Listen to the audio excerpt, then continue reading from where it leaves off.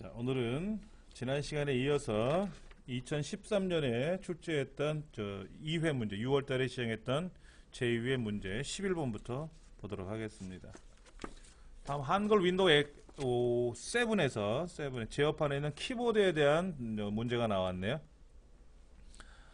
문자 반복의 재입력 시간을 설정한다. 문자 반복의 반복 속도를 설정할 수 있다. 깜빡이 속도를 설정할 수 있다. 이런 말이 나와 있어요. 잠깐 좀 보겠습니다. 제어판에 가서 키보드라고 하는 걸 보시면은 키보드가 여기 나와 있네요. 재입력 시간이란 말은 뭐냐면 이런 거예요. 제가 이제 메모장에다 글을 하나 쓰려고 그러는데 잘 보시면 이렇게 됩니다. 재입력 시간이 짧으냐 기느냐. 제가 길게 해볼게요. 반복 속도도 느리게 해볼게요. 그럼 이렇게 됩니다. 자, Q 다시 보시면 처음 Q를 눌렀을 때, 처음 글자를 눌렀을 때 하고 두 번째 글자가 나올 때까지 걸리는 시간이 재입력 시간이에요. 그러니까 Q 이렇게 찍히는데 처음 글자와 두 번째 글자가 나오는 때 걸리는 시간을 재입력 시간이라고 부르고, 이제 두 번째부터 그 이후로 나오는 시간 Q 나온단 말이에요. 그걸 반복 속도라고 그래요. 그러면 이제 문제가 뭐냐면은 어르신들은, 몸이 불편하신 분들은 이 재입력 시간이 짧게 되면은 무슨 문제가 있냐면 이런 거예요. 글자를 썼는데 그냥 주르륵 찍혀 나온단 말이에요. 그러니까는 오타가 발생했을 때 다시 지우려고 하다 보면 또 그냥 훅 지나가 버리고 이런 문제가 생기죠. 그래서 그런 분들은 이거를 길게 느리게 해주면, 키보드를 손으로 눌렀다 띄고 눌렀다 떼야만이, 그냥 계속 누르고 있으면 느리게 찍히고, 누르는 게 눌렀다 떼었다 하는 게 빠르게끔 하게끔 하는 기능이라고 보시면 되죠. 이거는 뭐 장애인을 위한 기능은 아니고요. 장애인을 위한 기능은 아니고 일반적으로 짧게 빠르게 되어 있어요. 그 다음에 여기 커서가 이렇게 껌뻑껌뻑 거리는데, 이 껌뻑거리는 속도를 빠르게 해주면 껌뻑거리는 게 되게 빨라져요. 근데 너무 빠르면 사람이 좀 불안감을 느끼고요. 그 다음에 깜빡임 속도가 줄어들면은요, 껌뻑거리는 게 없잖아요. 커서가 어디 박혀 있는지를 또 못 찾아요. 그래서 기본적으로 좀 적당선에서 맞춰 놓으시면 이제 커서가 껌뻑껌뻑거리게 나타나겠죠. 그런 문제를 여기서 이제 출제를 한 건데, 마우스 포인터를 숫자 키보드, 즉 키보드에 있는 오른쪽에 있는 숫자판을 마우스화 시켜서 쓰겠다라고 하는 거는, 이거는 몸이 불편하신 분들, 즉 우리 그 접근성에 있는 그런 내용을 갖고 사용하는 거죠. 그러니까 요거는 아니다라고 보시면 됩니다. 자, 프린터를 설치하기 위해서 항목으로 옳은 것은 했어요. 일단 프린터를 설치하기 위해서는 프린터를 추가해야 되겠죠. 프린터를 추가해야 돼요. 그러니까는 모양 및 테마에 가서도 설치하는 건 아니고 프린터라고 하는 장치 쪽에 가서 설치를 해야 되겠죠. 그러니까 첫 번째 제어판에 있는 프린터 및 팩스에 가서 프린터 추가를 눌러야 되는 게 첫 번째가 맞는 것 같고요. 처리 속도 단위에 대한 설명이다. 밀리세컨드는 1000분의 1초. 그 다음에 마이크로 세컨드, 마이크로는 U자처럼 생긴 거잖아요. 마이크로가 그거는 10의 마이너스 6승. 근데 두 번째 나노 세컨드가 10의 마이너스 6승이라고 되어 있는데 틀렸네요. 10의 마이너스 9승인데 마이너스 6승이라고 했는데요. 10의 마이너스 6승은 마이크로 세컨드를 말하는 거죠. 100만 분의 1초. 그 다음에 14번 중앙 처리 장치와 메모리 사이에 데이터 전송을 위해서 사용하는 버스다라 그랬어요. 버스는 뭐냐면 실어 나르는 게 버스예요. 실어 나르는 거. 우리가 사용하는 시내버스, 고속버스가 사람을 실어 나르잖아요. 그렇죠? 그러면 이제 컴퓨터 내부에 있는 버스라고 말하는 거는 데이터를 실어 나르겠죠. 1 더하기 2가 얼마냐 물어보면 1이라는 숫자, 2라는 숫자 더한다는 명령을 CPU로 전달을 해줘야 되겠죠. 그러면 그게 데이터 버스가 되겠고요. 그 다음에 그러면 이제 CPU는 야 1과 2를 주기억 장치 네가 저장해 놓고 연산 장치 네가 이거를 더해봐라 하고 명령을 줄 거 아닙니까? 그 명령 주는 게 제어 버스예요. 제어 버스. 그러면 예를 들어서 1이라는 데이터는 어디에다 기억을 시켜야 되고 2라는 데이터는 어디에다 기억을 시켜야 되지 않습니까? 번지에 그 어드레스, 주소, 버스가 또 있게 생겼죠. 근데 프로그램 버스라는 말은 없어요. 그러니까 한글 2007을 실행한다 그럼 뭐예요? 한글 2007이라는 데이터가 움직이는 거죠. 데이터 버스죠. 프로그램 버스라는 말은 없습니다. 15번 중앙 컴퓨터와 일정 지역의 단말 장치까지는 하나의 통신 회선으로 연결시키고, 자 보세요. 지금 중앙 컴퓨터가 그럼 어디에 있어요? 1번은? 1번은 중앙 컴퓨터가 일정 지역까지는 하나의 통신으로 연결되는데 다 동글뱅이 연결되어 있으니까 이건 링형이라 그러죠. 링형. 목걸이 형태라고 되어 있는데 이거는 아닌 것 같고, 두 번째는 그물형이라 그러는데 그물형은 서로 개체들이 다 지그재그 연결되어 있어요. 가장 완벽한 네트워크 형태인데요. 비용이 너무 많이 들어요. 너무 많이 들고. 3번은 뭐냐면 버스 정류장 실어 나르듯이 가다 말고 한쪽에 왼쪽에 오른쪽에 해서 데이터를 전해주는 거죠. 그러니까는 중앙 컴퓨터라는 말이 안 보여요. 근데 네 번째 보기 보시면은 중앙에 뭐 큼지막한 게 하나 보이죠? 이게 중앙 컴퓨터고요. 즉 본점이고 각각의 지점들이 좀 있죠. 뭐 강원도 지점이 있고 뭐 인천 지점이 있고, 그럼 지점에 가서는 각각의 이제 브런치가 아니라 브랜치 가지들이 이제 나가지고 또 다른 대리점들이 이제 연결이 되겠죠. 요것이 우린 트리 형태라 그래. 트리 구조 형태. 트리 형태 구조. 네 번째가 가장 많이 활용하는 방법론입니다. 근데 단점이 뭘까요? 본점에서 지점으로 나가는 라인이 끊어지면 어떻게 될까요? 그 지점 밑에 있는 각각의 대리점들은 다 멈춰버리는 그런 불편한 점은 있겠죠. 네. 자, 진법 문제가 간혹씩 나오더라고요. 이거를 계산하는 거를 여러분 공부하지 마시고요. 그냥 순서대로 기억하세요. 1, 2, 3, 4, 5, 6, 7, 8, 9 다음에 10을 써야 되는데 10은 두 자리니까 못 쓴다 그랬지 않습니까? 그러면 A, B, C, D, E, F 6개를 더 쓰는 게 16진수니까 10자리에 A가 들어가고 11자리에 B가 들어가고 13자리에 C가 들어가겠죠? 10 A, 11 B, 12 12를 빼먹었구나. D죠? D. 예. 그렇게 해서 따지면 되겠죠. 100은 16진수로 이렇게 표현하면 숫자가 굉장히 커지는 거죠. 지금 여기서 말하면 이제 E냐 B냐 이렇게 B냐 D냐 이렇게 얘기하는데 B는 11 11번째 숫자가 되겠죠. 그렇게 기억하시면 될 것 같습니다. 윈도우 7에 사용하는 클립보드는 뭘까요? 우리가 블록 잡아서 복사 붙여넣기 이런 거 하지 않습니까? 그걸 클립보드라 그래요. 즉 우리가 그 연습장 같은 거를 판에다 이렇게 클립을 형태로 해갖고 꽂아가지고 공부하던 그런 연습장 형태가 있었어요, 과거에. 지금은 뭐 스프링 노트처럼 되는 연습장을 많이 쓰지만 낱장으로 사가지고 그 판에다 이렇게 꽂아서 썼는데 그걸 클립보드라고 한단 말이에요. 그러면 클립보드를 사용하면 엑셀에서 복사한 거를 한글 2007에다 붙여넣기 할 수도 있겠죠. 또 인터넷상에 있는 어느 글을 복사해서 그림판에다 붙여넣을 수 있겠죠. 클립보드는 하나의 임시기억 공간 버퍼를 의미를 하는 건데, 자 옳지 않은 걸 골라볼게요. 클립보드를 사용하면 서로 다른 프로그램 간의 데이터를 쉽게 전달할 수가 있다. 클립보드의 내용은 여러 번 사용이 가능하지만, 그렇죠, 가장 최근에 저장된 거 하나만 기억한다. 복사하기를 100번을 하고 나면 99번째까지 복사한 건 다 사라지고 마지막 100번째 거만 저장이 돼요. 윈도우 상에서는 그렇습니다. 그런데 이제 엑셀 같은 경우에는 내가 복사해서 붙여놨던 것들이 클립보드가 여러 개가 기억이 돼요. 과거에 사용했던 클립보드도 나와요.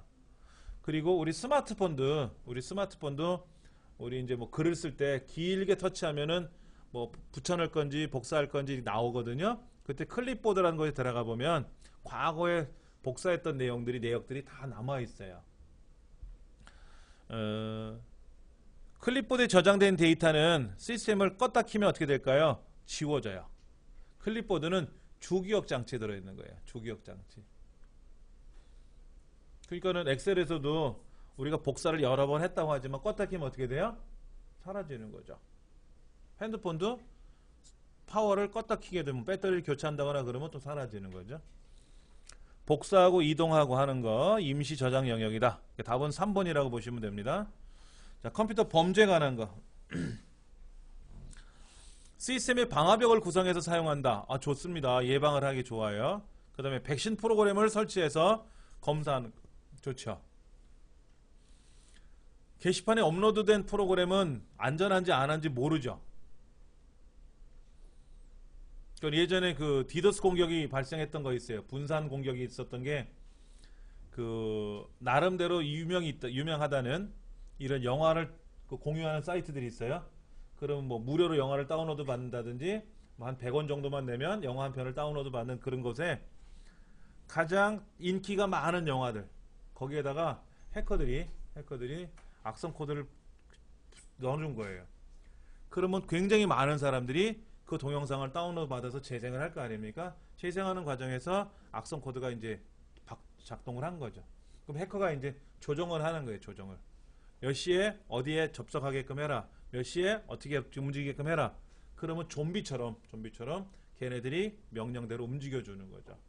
그렇게 해가지고 굉장히 많은 불편을 겪었던 그런 사례들도 있습니다. 그러니까는 안전한 건 아니에요. 저 역시도 제가 수업에 필요한 자료들을 저희 집에 있는 컴퓨터를 이용해서 편집을 해서 백신 검사를 하고 나서 이상이 없는지 확인하고 나서 업로드를 하지만 다운로드 받으신 입장에서는 한 번 더 점검을 해주는 게 옳다고 보는 거죠. 그리고 백신 프로그램 수시로 업데이트한다. 맞습니다. 답은 세 번째가 되겠죠. 자, 모니터에 관한 설명이다. 옳지 않은 것을 골라라 했는데 출력 장치의 하나다. 당연하죠. 모니터는 문자나 그림을 화면에 표시해준 장치다. 비디오 어댑터와 관계없이 모니터는 영상을 표현하기 위해서 픽셀이라는 화소를 쓰는 거죠. 픽셀. 도트는 뭐예요? 도트는 점이죠. 점은 그 과거에 도트 매트리스라 그래갖고 이렇게 따르륵 하면서 충격식 프린터 중에 하나의 방법이에요. 그러니까 두 번째는 좀 표현이 잘못된 겁니다. 그래서 PDP라든지 LCD라든지 뭐 CRT라든지 LED 이렇게 분류가 된다. 이제 CRT는 브라운관이죠. CRT는 브라운관이고 20번 전시장이나 쇼핑센터 등에 설치해서 방문객의 안내를 서비스해 주는 건데 터치를 해서 사용하는 건데요. 이건 바로 키오스크라고 하죠. 키오스크.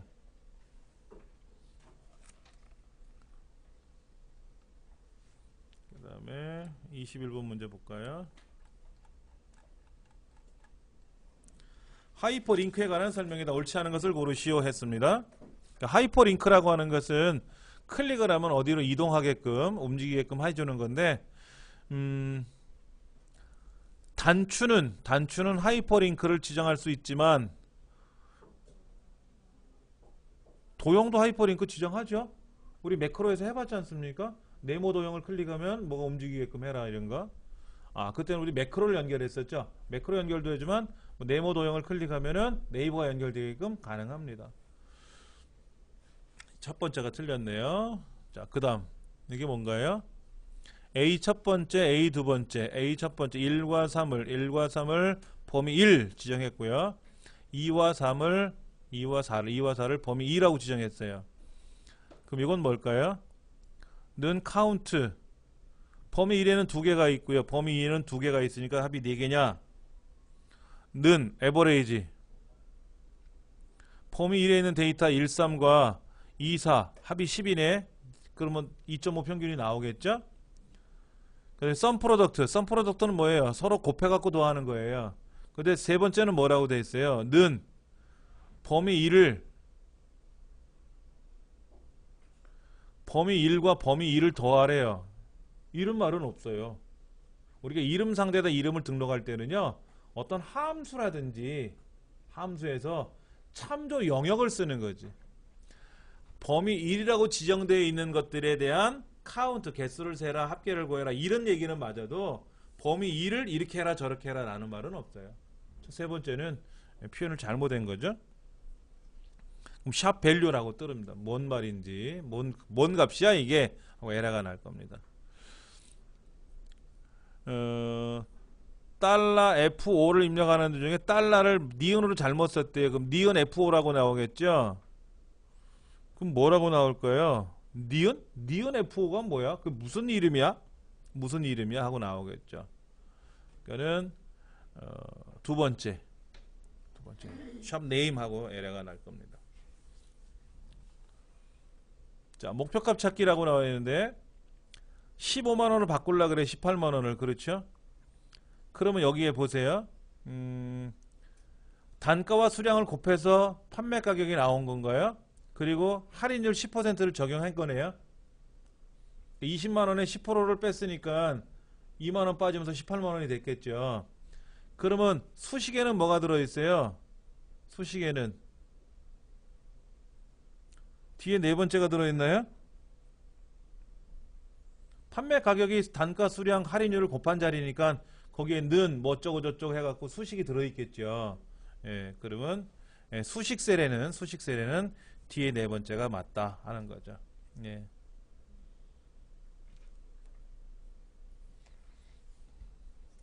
그 다음에 25번 매크로에 관한 설명이다. 옳지 않은 것을 고르시오 했습니다. 서로 다른 매크로에 동일한 이름을 부여할 수 없다. 매크로는 반복적인 작업을 자동화해서 사용한 명령이다. 마우스 동작은 그대로 기록되지만 키보드 동작도 그대로 기록돼요. 는, 썸, 가로 열고 어쩌고 저쩌고 마우스로 블럭 잡고 키보드 마우스로 다 조작했잖아요. 그대로 다 인식합니다. 현재 셀의 위치를 기준으로 사용하려면 상대 참조를 사용을 해서 해라. 저번에 풀어봤던 문제는 절대 참조 어쩌고 저쩌고 나왔던 거였죠. 세 번째가 틀린 거다라고 보시면 됩니다. 26번 문제 텍스트 나누기에 대한 설명이다. 옳지 않은 것을 고르시오 그랬어요. 텍스트를 나누기를 할 때 세 번째 보기를 보시면은 두 가지 이상의 문자 구분 기호가 있으면 어떻게 되죠? 그대로 다 실행하죠. 빈칸을 가지고도 구분을 하고 쉼표를 갖고도 구분해라 그러면 빈칸에 체크하고 쉼표에 체크하면 두 가지가 다 체크되어 있으니까 두 가지가 다 구분 기호로 움직이게 되는 거죠. 예. 복합적으로 다 실행할 수 있다는 겁니다. 27번 문제 Alt M을 누르면 매크로 기록 대화 상자에 표시되어 있는 매크로를 실행하는 거 아닌가요?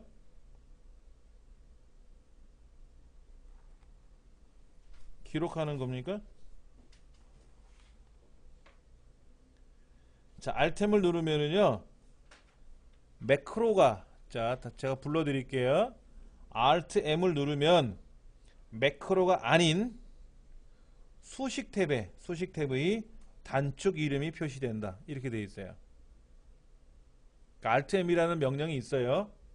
우리가 이제 컨트롤 C 그러면 복사, 컨트롤 X 그러면 잘라내기, 컨트롤 A 그러면 전체 선택, 컨트롤 S 저장하기, 컨트롤 O 오픈 불러오기, 컨트롤 P 프린트 인쇄하기, 컨트롤 C, 컨트롤 X, 컨트롤 V는 아시잖아요. 잘라내기, 복사하기, 붙여넣기는 아시고 컨트롤 O는 오픈 불러오기, 파일을 열기예요. 컨트롤 P 그럼 프린트 인쇄하기고요. 컨트롤 S 세이브 저장하기, 컨트롤 N 뉴 새로 만들기, 새로운 시트를 불러와서 새로운 시트를 열어서 작업을 한다든지 할 때 쓰는 명령들입니다. 그러다 보니까 이런 명령들은 아래 한글도 그렇고 엑셀도 그렇고 동일해요. 대부분 동일하니까 엑셀만의 특이한 명령을 만들 때는 컨트롤 키를 누르면 안 돼요. 컨트롤 만약에 Q 그러면 이거는 복합적인 대부분 다른 사람들도 다른 프로그램 사용하는 일반적인 명령을 쓸 때 대부분 컨트롤을 쓰거든요. 그래서 엑셀에서는 Alt F11번, Alt F8번 이렇게 Alt 키를 이용해서 명령을 주는데 그 Alt M을 누르면 매크로를 기록한다라는 말은 없어요. Alt F8번 누르면 매크로 대화 상자가 나와서 매크로 목록이 쭉 뜨죠. 그럼 그 중에 하나를 선택해서 실행할 수가 있고, 기록하는 거는 매크로를 기록하게 되면은 직접 기록이라고 하는 메뉴에 가서 Alt F8번 눌러서 매크로 작성, 매크로 기록을 눌러서 기록을 하는 겁니다. 만약에 RTM을 딱 눌렀더니 매크로가 기록된다고 생각해 보세요. 나도 모르게 막 매크로가 작성이 될 거 아닙니까? 그러면 소비자들, 사용자들 입장에서는 되게 당황하죠. 그래서 기록하는 명령은 대부분이 뭐다? 직접 메뉴판에서 찾게끔 해요. 찾게끔 하는 겁니다. 첫 번째가 틀린 내용이다. 이렇게 보시면 되고, 요 시나리오가 지금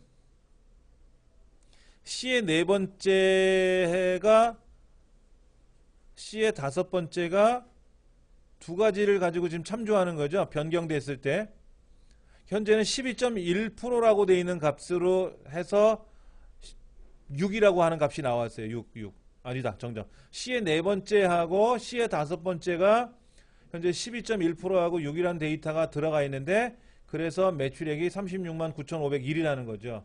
근데 그 C의 네 번째가 10%하고 또 C의 다섯 번째가 12로 변경되면은 금액이 그 다음에 15%로 또 3으로 해놓으면 71만 7천원으로 가격이 변동된다는 것을 확인할 수 있습니다. 그렇다면은 추가된 매크로는 뭐예요?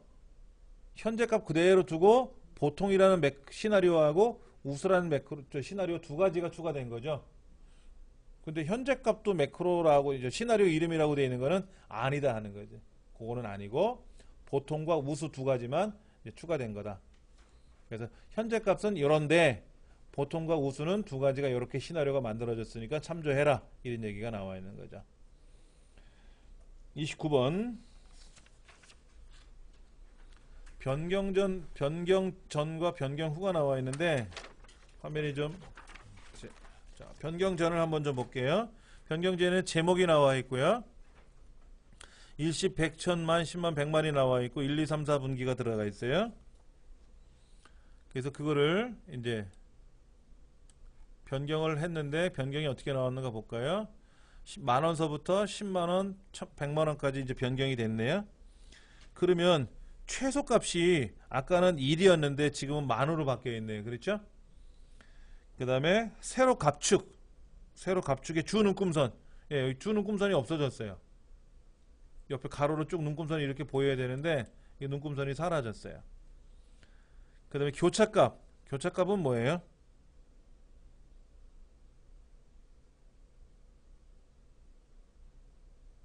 교차값이 10만원으로 설정됐다고 나와 있어요. 그렇죠?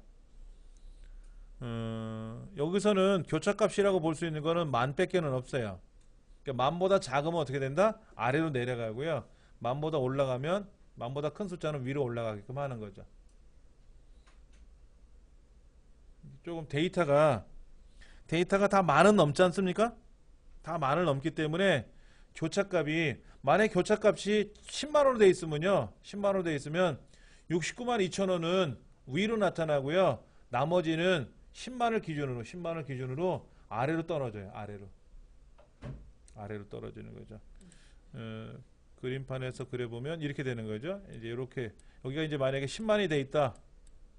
10만이 이렇게 돼 있으면 예를 들어서 10만원보다 큰 거는 올라가고 10만원보다 낮은 거는 내려가게끔 막대가 이렇게 표현되는 거죠. 예를 들어 이거는 뭐 60만원이다 이렇게 돼 있는 거고, 얘는 예를 들어서 뭐 5만원이다 라고 이렇게 돼 있는 거겠죠. 이렇게. 그럼 10만원보다 낮으니까 아래로 나타나고 10만원보다 큰 거는 위로 올라가게끔, 이렇게 올라가게끔 막대가 이렇게 나왔을 때 우리는 교차축을 10만이라고 봤다, 이렇게 이제 확인하는 겁니다. 지금은 아래축에 있는 10만을 교차축으로 볼 수밖에 없지 않느냐 이거죠. 그 다음 공백이 아닌 문자열이나 숫자가 입력된 셀의 개수를 계산하는 함수. 카운트는 뭐죠? 숫자만 세는 거죠. 카운트 if는 조건에 맞는 숫자 글자 다 세는 거죠. 카운트 블랭크는 빈칸만 세는 거죠. 카운트 all, 이것이 빈칸이 아니면 숫자가 들어있던, 글자가 들어가 있던, 뭐라도 들어있으면 개수를 세는 게 카운트 all, 두 번째가 맞는 겁니다. 31번 20 다운표에 들어갔네요. 다운표에 들어갔어요. 다운표에 들어갔으니까 뭡니까? 이거는 그냥 20점 글자인데 우리가 쉽게 말해서 숫자처럼 보이잖아요. 숫자처럼 보이죠. 그러니까 이제 20에서 10을 뺐으니까 10이고 20에서 10을 빼도 10이고 12월 20에서 12월 10을 뺐잖아요. 12월 20에서 12월 10을 뺐으니까는 이건 얼마다? 그러면 열흘 차이 나네. 12월 20일에서 12월 10일이니까 10일 차이 나지 않습니까? 10이고. 이건 뭐죠? 20분의 12 나누기 20이잖아요. 12월 20일이 아니라 우리가 그냥 엑셀 화면에다가 12/20을 쓰면 12월 20으로 들어가지만 이건 수식이잖아요. 그러니까 12 나누기 20이니까 20분의 12 빼기 10분의 12 마이너스 값이 나올 텐데 이거는 10분의 6이죠. 10분의 6에서 10분의 12를 빼니까 마이너스 10분의 6이 되겠지 뭐. 마이너스 10분의 6이 되겠지. 0.6 마이너스 0.6 나오겠죠. 자, 시트 탭에 대한 설명이다. 옳지 않은 것을 고르시오. 행렬 머리글 항목은 행렬 머리글 인쇄 도서를 설정한 기능이고 인쇄 제목은 매 특정 부분을 매 페이지마다 반복적으로 인쇄할 때 쓰는 거고 눈금선은 눈금선을 체크하면 뭐가 돼요? 체크 표시하면 눈금선이 인쇄가 되겠지. 눈금선이란 말은 뭐예요? 이렇게 가로 세로 되어 있는 선이 있죠. 격자무늬. 그게 같이 출력된다 하는 거죠. 메모에서 없음을 선택하면 뭐가 돼요? 셀에 메모가 들어있는 거는 인쇄하지 않겠다라는 얘기고. 예.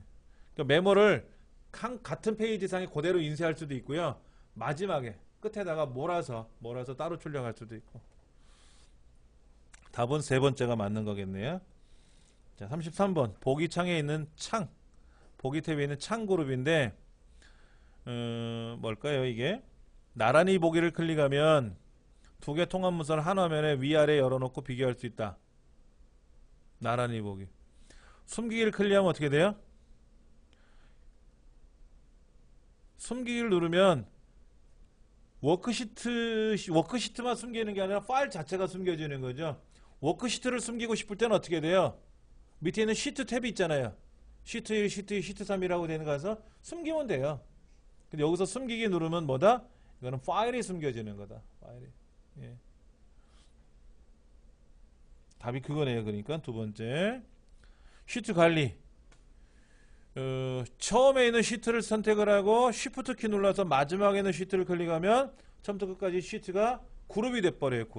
그룹된 상태에서 글을 쓰게 되면 통째로 똑같은 내용으로 글이 들어가죠. 그래서 여러 개 워크시트를 선택한 후 컨트롤을 누른 채 시트 탭을 드래그하면 선택된 시트들이 복사가 된다. 컨트롤 키를 누르고 드래그하면 복사가 되는 거예요. 예. 시트 이름에는 공백을 사용할 수 없으며 최대 31자까지 지정할 수 있다. 31자는 맞는 것 같은데 공백 사용할 수 있어요? 없어요? 시트 이름에다가 공백을 사용할 수 있어요. 시트에는 이름 상자나 매크로에는 빈칸이 들어갈 수 없지만 시트명이나 파일명에는 빈칸이 들어갑니다.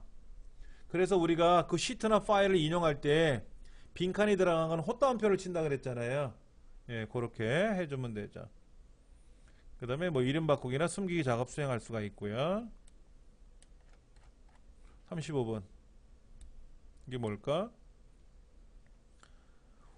5위까지 데이터를 추출한대요. 5등까지 그 무슨 명령을 쓰면 좋으냐 하는 거죠. 한번 볼게요. 토익 점수가 이렇게 썼어요. C2가 뭐죠? 내 점수가 C2부터 C8번째까지 5보다 작거나 같다면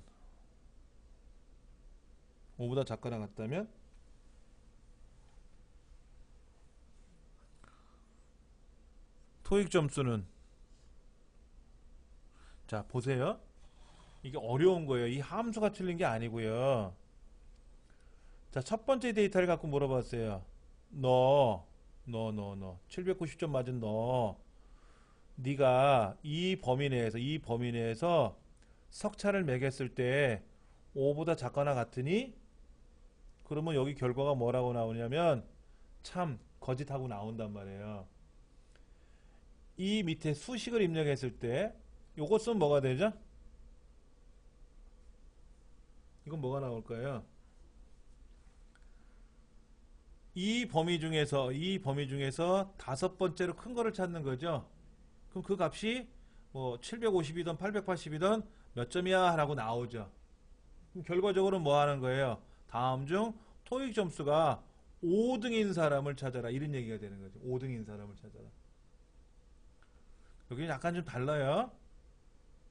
토익이 나오다 갑자기 점수가 튀어나왔어요. 그렇죠? 점수가 나왔어요.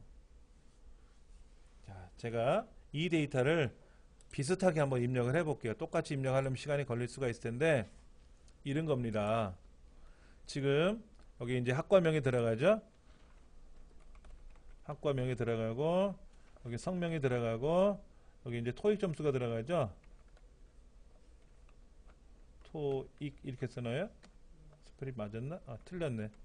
토익을 안 해봐서 저는 토플은 해봤는데 토익은 안 해봐서 스펠을 모르겠어요.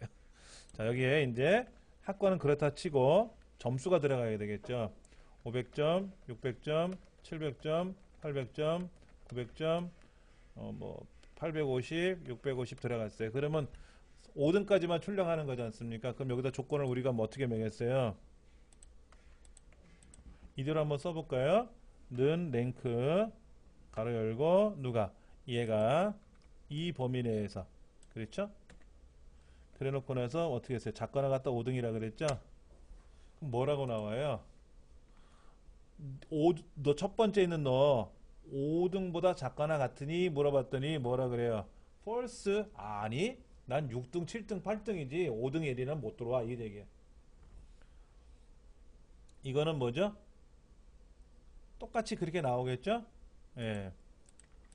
여기다가 는 라지 이 범위 중에서 컴마 5라고 되어 있으니까 650점이 5등이래요. 그러면 조건을 걸어서 고급 필터에서 걸면 어떻게 돼요? 650점이라고 맞은 놈만 출력해라, 이런 얘기죠. 예. 근데 이제 세 번째는 뭐가 다르냐면 똑같은데 여기에 뭐라고 썼냐면 이렇게 들어갔어요. 이렇게 들어갔다고. 지금 요것만 이렇게 바꿔줄게요. 이렇게 들어갔어요. 얘하고 요거하고 차이가 나는 거예요. 엑셀에서 조건부 서식을 걸었는데 그 조건이 상수처럼 내가 숫자를 쓰든지 글자를 쓸 거 아닙니까? 이렇게 썼을 때는 결과가 나오든 어떻게든 간에 여기는 항목의 이름을 그대로 쓸 수가 있습니다. 그런데 결과가 참이냐 거짓이냐로 나오게 되면 이 이름을 그대로 쓸 수가 없어요. 쓰면 틀려요. 여기다 빈칸을 두든지 안녕이라고 쓰든지 조건이라고 쓰든지 반가워라고 쓰든지 뭐 아무 글자 써도 상관없어요. 안 써도 돼요. 즉 학과명, 성명, 토익이라는 이 세 글자 중에 어떤 거라도 여기 들어가면 안 돼요. 그래서 뭐가 들어갔어요? 점수가 들어간 거예요. 점수가 들어갔어요. 결과가 이 조건식의 결과가 수치가 보이거나 이렇게 되면 상관이 없는데 결과가 얘는 분명히 실행을 해보면 5보다 작거나 같으니? 라고 물어본 거니까 맞아, 틀려, 예, 아니요가 나온단 말이에요. true, false가 나온단 말이에요. 그럴 때는 반드시 원래 있는 항목의 이름을 지워야 돼요. 지워야 돼. 이렇게 쓰면 안 돼. 똑같은 걸 쓰면 안 되고, 그럼 썼더니 비어있으면 조건을 이렇게 걸어야 되는데, 이렇게 비어있다고 해서 얘만 조건을 걸면 안 돼요. 요거까지 조건을 걸어야 되는데 빈칸을 두긴 좀 아쉬우니까 여기다가 조건이라고 쓰든지 점수라고 써요, 일반적으로. 그럼 여기에 뭐 조건이 걸려 있구나 하고 알아보겠죠. 그러니까 여기선 답이 세 번째 뺏기는 맞지 않겠냐 이거지. 그래서 우리가 실기시험에서는 이렇게 문제 유형을 풀어본 적이 한 번도 없어요. 조건부서식에서 이렇게 문제를 푸는 시험이 있어요. DIAT라고 하는 자격증이 있어요. 거기도 엑셀 시험을 보는데 DIAT 엑셀에서는 조건부서식을 반드시 이렇게 풀어요. 이렇게 꼭 풀어요. 그리고 조건이 하나가 아니라 두 가지를 집어넣어요. 예를 들어서 뭐 김시성을 가진 사람이면서 토익 점수가 5등 이내에 쓴 사람 뭐 이렇게 찾아라든지 이런 식으로 두 가지 조건을 한꺼번에 물어보게끔 해줘. 우리는 어떻게 해요? 조건을 옆에다 이렇게 나란히 묻지 않습니까? 근데 그 시험은 하나의 셀에다 묻는 그렇게 좀 특성이 좀 있더라고요. 이 문제는 좀 생소했던 문제가 될 수도 있습니다. 36번. 이게 뭐야? 전기 난로 뻘겋게 되어 있는 게 부드러워졌네. 그렇죠? 이거 완만한 선이지 뭐. 엑셀 차트에서 완만한 선이라고 하는 옵션에 가서 완만한 선을 선택을 하면 선이 이렇게 쫙쫙 찍혀지지 않고, 우리가 보면 이렇게 그래프가 이렇게 쫙 꺾어서 이렇게 들어가 있는데, 얘를 이제 이렇게 부드럽게 움직여 주더라 이거죠. 부드럽게, 부드러운 완만한 선을 선택해 주면 된다. 이건 뭘까요? 라이트. 오른쪽에서 5개 자르래요. 그럼 PUTER 맞네.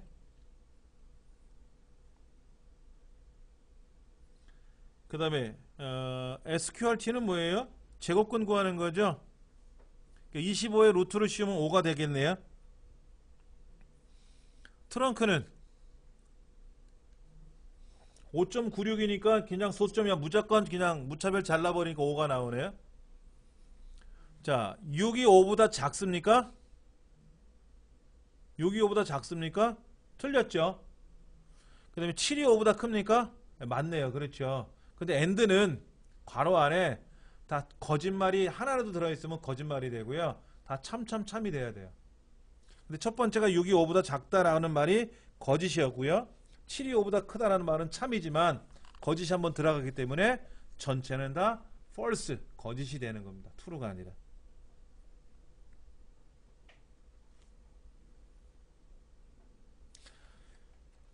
(38번) 문제 보겠습니다.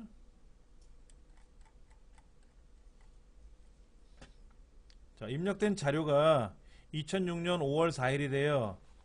그러면 연도 2자리, 월 1자리, 날짜 1자리 맞네요. 1번. 0.57이라는 데이터를 0샵.0 했어요. 그럼 0.6 맞고요. 우리 사랑 했어요. 우리 사랑. 우리 사랑이니까 뭐죠? 골뱅이가 글자죠. 그러니까 우리가 골뱅이가 우리가 되고 뒤에 메시지가 사랑이니까 우리 사랑이라고 나왔네요. 자, 이거는 뭐죠? 8:5는 8시 5분이라는 거죠. 근데 우리 결과에는 8분 5초라고 되어 있으니까 그게 틀렸네요. 이거 쉬운 문제입니다. 자, 각 시간의 흐름에 따라서 각 항목의 변화나 경향을 파악하고자 할 때 가장 적합한 차트가 뭐냐 했는데, 아무래도 꺾은 선이 되겠죠. 꺾은 선.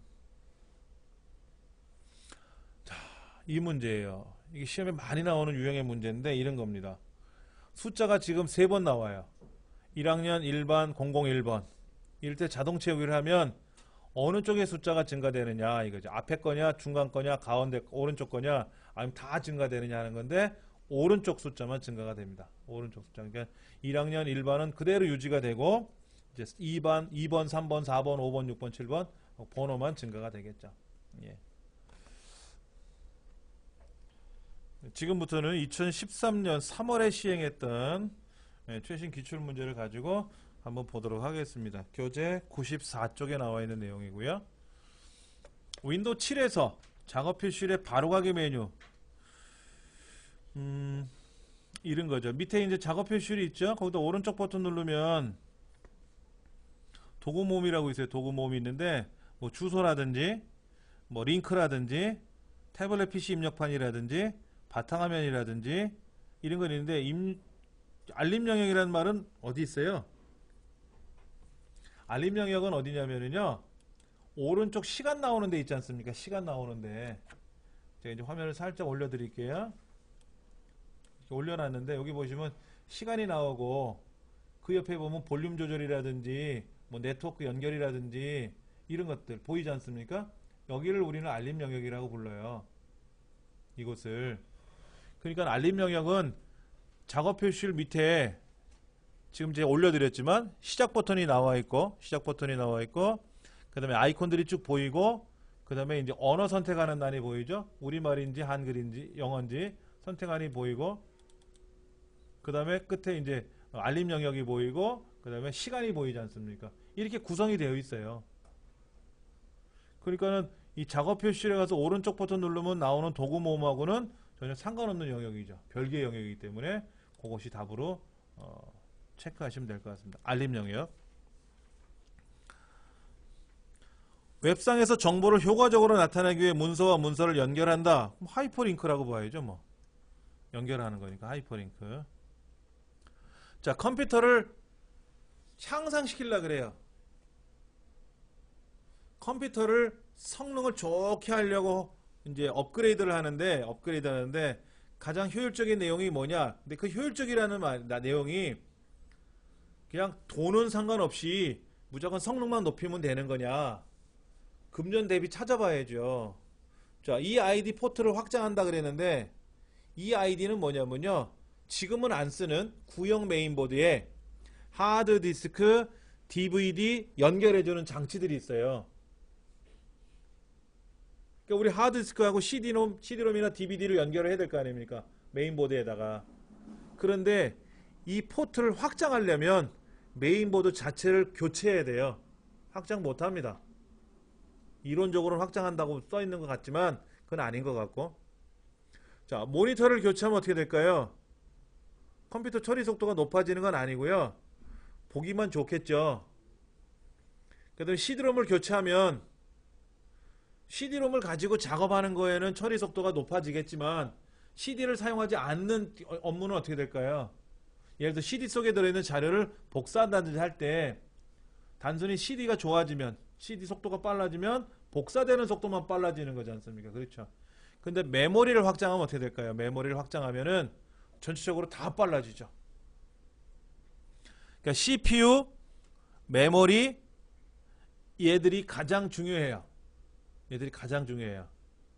그러니까 사람으로 말하면 이제 두뇌. 그러니까 큰 뇌, 작은 뇌가 있지 않습니까? 그래서 큰 뇌는 기억 공간을 갖고 있고 작은 뇌가 뭐 판단하는 역할을 한다 그러지 않습니까? 그럼 CPU가 작은 뇌 역할을 하는 거고 메모리, 램은 이제 큰 뇌를 역할을 하는 거니까 이 메모리하고 CPU가 좋아진다는 말은 속도가 빠른 거로 교체한다든지 더더욱 나가서 메모리는 용량이 커지게 되면은 컴퓨터 처리 속도가 굉장히 향상이 됩니다.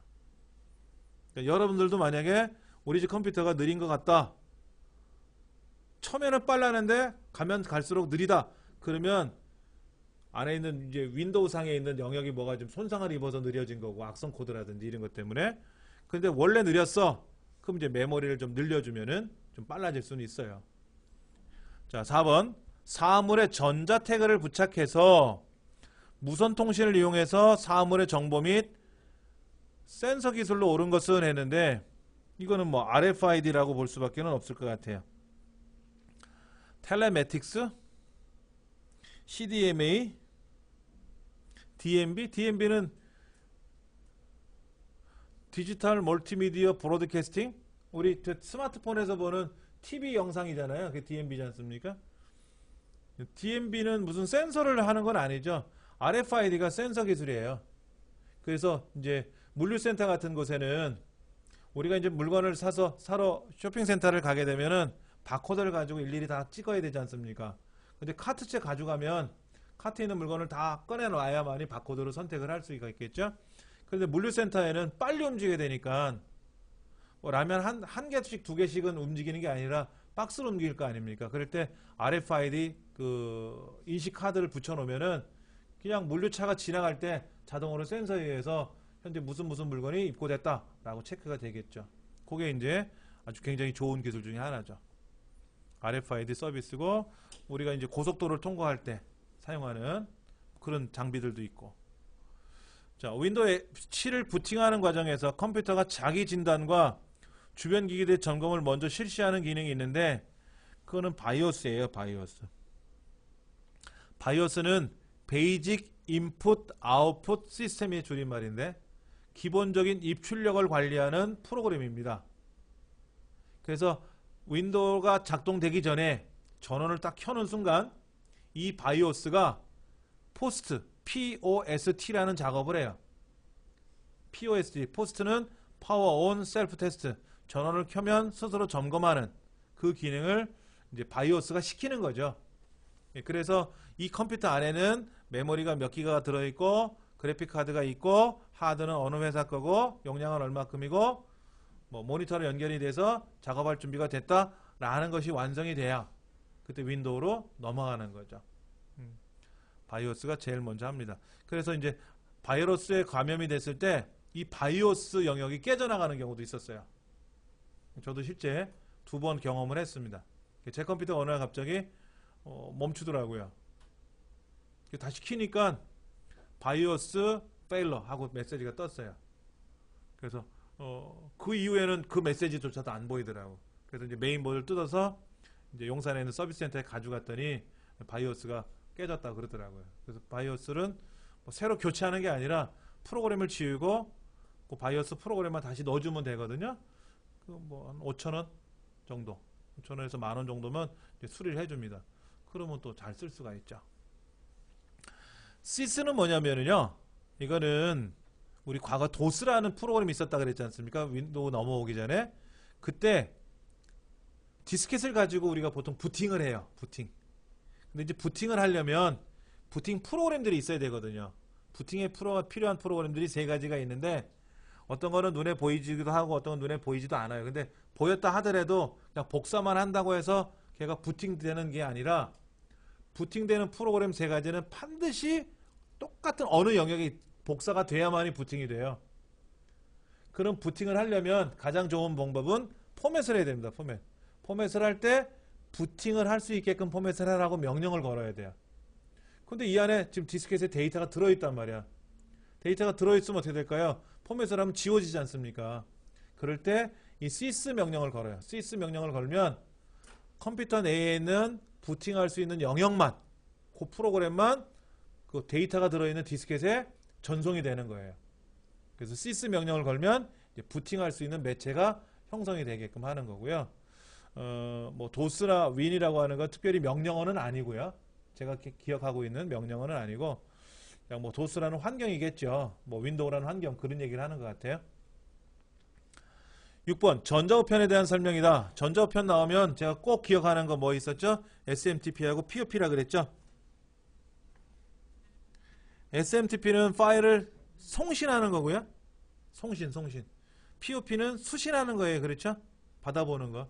3번째가 틀렸죠. SMTP는 송신, POP는 수신. 이것만 기억하시면 전자우편에 관한 문제는 웬만하면 다 맞춰요. 다른 걸 가지고 꽈내지는 않고요. 그 2가지가 중요한 거기 때문에 2가지만 가지고 내죠. 자, 컴퓨터가 이제 켜질 때 부팅을 종류별로 부팅을 하는데, 예를 들어서 F2번 키 누르면 뭐가 돼요? 우리 삼성전자 거지 않습니까? 우리 강의실 컴퓨터가. 삼성전자 컴퓨터는 컴퓨터 전원이 켜질 때 F2번 키를 누르면 바이오스 셋업으로 들어가요. 바이오스 셋업으로 들어가니까는 부팅 메뉴를 사용할 수가 없고요. 일반적으로 F8번입니다. F8번을 누르면 이제 윈도우에 있는 부팅 옵션들이 쭉 나오죠. 그래서 안전 모드로 들어갈 거냐, 정상 모드로 들어갈 거냐, 어떤 모드로 부팅을 할 거냐 하고 뜨는 게 F8번 메뉴입니다. 그 다음에 삼성전자가 아닌 다른 브랜드 제품들은요, 대부분 이제 시스템 바이오스를 변경한다든지 할 때는 딜리트 키를 눌러요. 전원이 딱 켜지면 화면 하단에 뭐 F2번을 누르세요 또는 딜리트 키를 누르세요 라고 떠요. 그리고 한 0.5초도 안 될 겁니다. 싹 지나가요. 그래서 삼성 거다 그러면 100%다 F2번 키 누르고, 뭐 조립 제품이라든지 주연테크라든지 LG 제품은 대부분 다 딜리트 키를 누르거든요. 그러면 이제 딜리트 키 눌러가지고 안에는 시모스, 안에는 환경을 다 점검을 할 수도 있습니다. 예. 그거는 제가 보여드리기가 곤란한 게 껐다 켜야만 되기 때문에 이따가 수업이 끝날 때쯤 돼서 한번 제가 보여드리는 방법을 할게요. 8번 다음 처리 중 데이터를 일정한 분량이 될 때까지 모아서, 세탁기네요. 컴퓨터를 처리해야 되는데 데이터가 아주 조금이에요.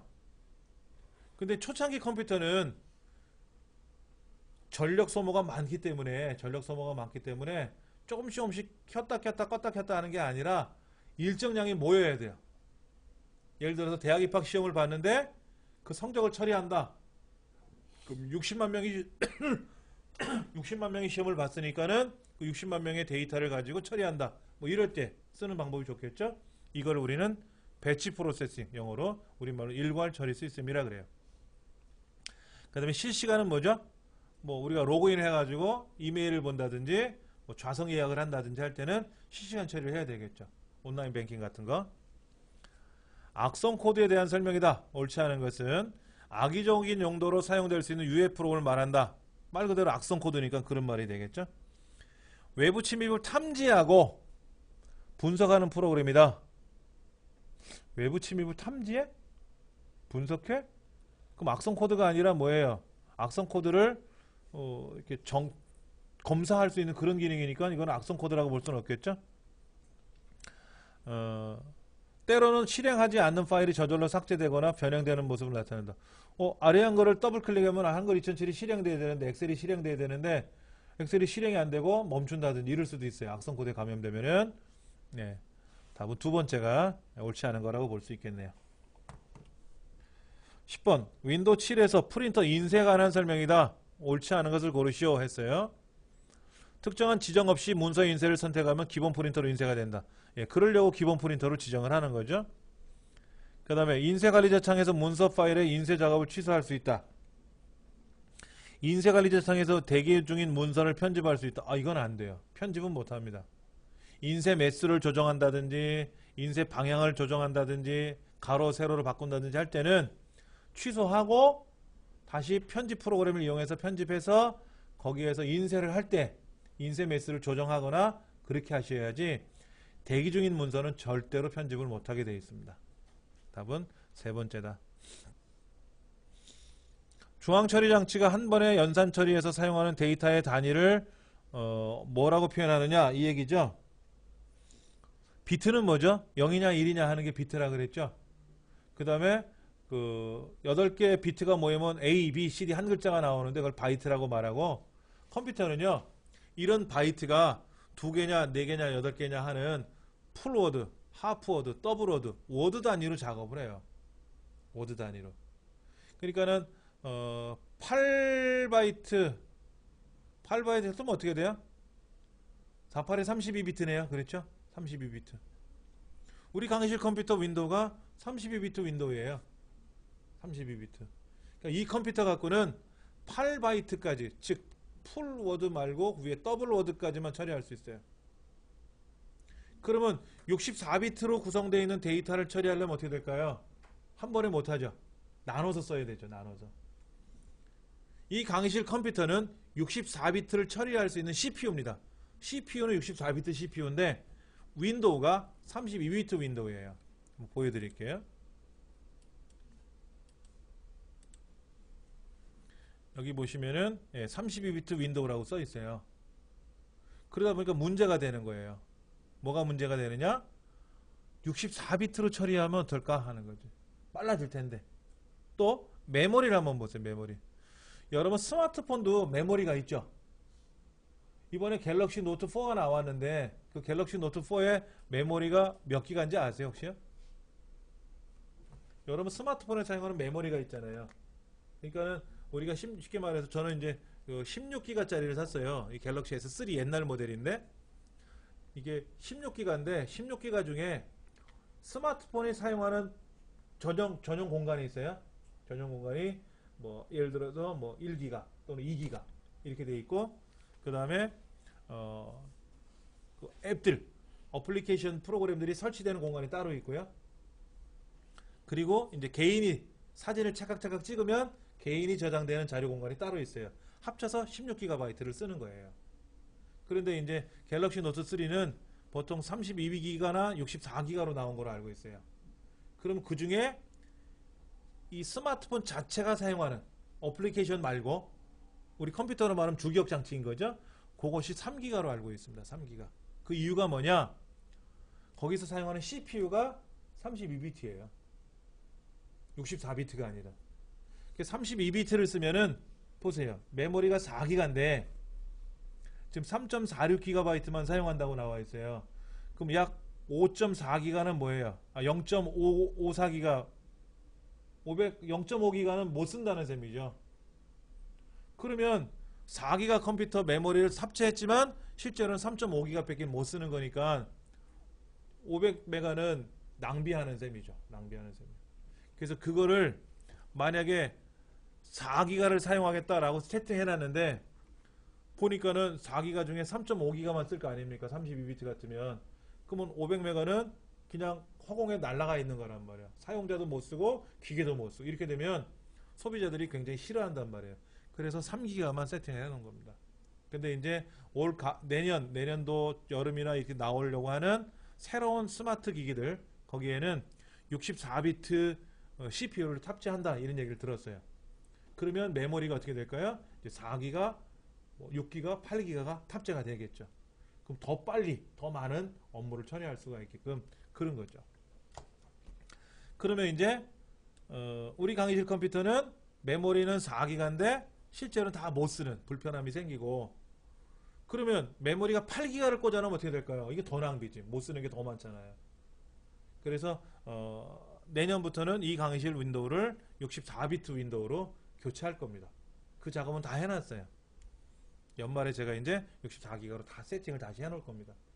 그러면 이제 여러분들이 다른 강좌를 수강을 하시게 되면 이 강의실에는 64비트 형태의 메모리 그리고 아까 그 4기가를 다 사용할 수 있는 그런 거로 그리고 메모리를 더 추가하면 추가되는 대로 계속 더 쓸 수가 있는 그런 시스템으로 바뀔 겁니다. 그게 이제 워드 단위다 라고 하는 거를 설명을 한 겁니다. 12번 문제. 인터럽트라는 말은 뭐죠? 중단 개입. 중단 개입. 갑자기 배가 아파요. 공부하다가. 그럼 선생님 저 잠깐 화장실 좀 다녀올게요. 라고 한단 말이에요. 왜? 안 그러면 사고가 나니까. 자, 컴퓨터에 문제가 발생했어요. 문제가 발생했더니까 이 문제를 해결을 해야 돼요. 해결을 해야 되는데 해결을 못하고 멈춰 있을 수는 없으니까 해결을 하기 위해서는 어떻게 돼요? 내가 어디까지 했는지 기억을 하고 있어야 돼. 어디까지 계산하고 있었는지 기억하고 있다가 이제 그 피치 못할 상황을 해결을 해야 되겠죠. 그리고 나서 이제 해결이 끝나고 나면 아까 하던 대로 되돌아와야 되겠죠. 되돌아와서 마저 해야 되겠죠, 일을. 그걸 우리는 interrupt라고 한다 이거죠. 예를 들어서 프린터로 인쇄를 하다가 종이가 다 됐어. 없어. 그럼 프린터가 멈춰 있단 말이에요. 그게 interrupt야. 그러면 종이를 더 집어넣고 나서 인쇄 다시 명령을 걸면 마저 인쇄가 될 거 아닙니까? 그런 것들이 이제 interrupt가 되는 거죠. 그러면은 이제 프로그램 실행 중에 현재 처리 순서를 중단시키고 다른 동작을 수행하도록 하는 것이다. 맞는 말이고요. 세 번째, 하드웨어 결함이 생긴 경우에는 인터럽트가 발생을 하죠. 예를 들어서 하드웨어 결함이 뭐라고 생각하면 될까요? 갑자기 컴퓨터 안에 있는 메모리가 고장이 났어요. 누가 물을 뿌렸나봐. 그 메모리가 확 타버릴 거 아닙니까? 그것도 결함이 생기죠. 그 인터럽트 발생합니다. 근데 여기는 PC는 그런 게 좀 약해요. PC는 그런 게 약한데 이제 그 대형 컴퓨터, 슈퍼컴퓨터들은 24시간 틀어놓거든요. 360을 계속 켜놓지 안 꺼요. 웬만해서는 안 끄거든요. 그러니까는 중간에 결함이 생기면 껐다가 다시 켜고 이런 조치를 취하는 게 아니라 알아서 처리를 해줘야 되지 않습니까? 그래서 이런 인터럽트가 조치를 취하는 게 많이 나와요. 근데 그 인터럽트 중에 가장 큰 인터럽트는 정전이에요. 정전이 됐어요. 자, 지금 일이 막 작업하고 있다가 정전이 탁 돼버렸습니다. 그러면 데이터가 프로그램이 모두 올스톱 될 거 아닙니까? 근데 슈퍼컴퓨터는 어디까지 했는지를 딱 기억을 해요. 그 순간. 정전되는 시간이요. 한 1000분의 1초 되겠죠. 220V가 0V로 바뀌는 게 정전인데 전류가 이상하게 생겼어. 이상하게 움직여. 그러면 야 정전되는 것 같다. 지금까지 하던 일 기억해. 하고 하겠지. 슈퍼컴퓨터들은 1초에 많은 걸 처리할 수 있지 않습니까? 그럼 그 상태로 있다가 탁 대피소로 대피하는 거죠. 그럼 정전이 탁 됐어요. 그리고 나서 이제 다시 전기가 들어오면 어떻게 됩니까? 다시 켜지면서 운영체제가 야 아까 정전돼서 멈췄었지? 어디까지 했었냐? 저는 어디까지 했는데 그럼 야 다시 시작해. 그럼 알아서 다시 쫙 이어지더라 이거지. 그래서 답은 세 번째. 하드웨어 결함. 이거 인터럽트 발생하죠. 당연히 발생합니다. 인터넷상에서 제공하는 서비스로 옳지 않은 거 되는데 어머 이거 문제가 왜 이래. 어려워. 그렇죠? 예, USB가 나왔네요. 이것도 찍을까? 이게 난이도가 상중하 중에 뭘까? 하이하? 하이야? 예. 자, 윈도우 7의 디스플레이 등록 정보. 그 윈도우 7에서는 디스플레이 등록 정보라는 말이 없고요. 윈도우 7에서는 이제 개인 정보, 개인 설정이라고 하죠. XP에서는 디스플레이 등록 정보라고 나와 있는데 이겁니다. 바탕화면에 가서 여기 개인 설정이라고 있잖아요. 그렇죠? 요걸 누르면 여기에서 이제 뭐 해서 디스플레이도 갈 수 있고 바탕화면도 조정할 수 있고 이런 것들이에요. 그게 약간 좀 메뉴가 달라진 거죠. 자, 화면 해상도가 따로 있고요. 그런데 문제지 지금 뭐라고 써있냐면 볼륨이라는 말이 나왔어요. 볼륨은 뭐예요? 화면하고 상관없지 않습니까? 스피커 볼륨 조절하는 거니까. 근데 지금 화면에 보이는 거는 디스플레이 관련된 내용이니까 볼륨은 아마도 없을 거야 라고 답이 인식이 되겠죠. 근데 이제 윈도우 XP가 아니라 윈도우 7에서는 개인 설정이라고 되어 있지 않습니까? 문제가. 개인 설정에서는 그래 개인이 볼륨도 조절할 수 있지 않느냐라고 오해할 수도 있다라는. 근데 이제 개인 설정이라고 하는 건 대부분 화면에 관한 내용을 한다. 화면. 개인 설정 창이라고 하는 거는 화면에 관한 거를 처리하는 거다. 이렇게 보시면 됩니다. 자, 멀티미디어가 발전될 수 있었던 기술 뭐 나왔었어요. 저장 장치 발전했고요. 대용량 멀티미디어, 그 다음에 디지털 기술, 아날로그는 아니죠. 그렇죠? 예, 그 다음에 압축 기술, 이런 거, 인터넷 기술. 두 번째가 아날로그 기술이라고 했으니까 틀렸다고 보시면 됩니다. 이건 뭘까? 인터넷상에 존재하는 각종 자원들의 위치를 같은 형식으로 나타내기 위해서 표준 주소 체계를 뜻하는 용어, 이거를 URL이라 그래요. URL. 우리 인터넷상에 보면은 뭐 http 콜론 슬래시 슬래시 뭐 이런 거 뜨지 않습니까? 주소창의 주소, 그걸 URL이라고 부른다. 예. 인쇄가 안 되는 경우에 대한 대처 방법이다.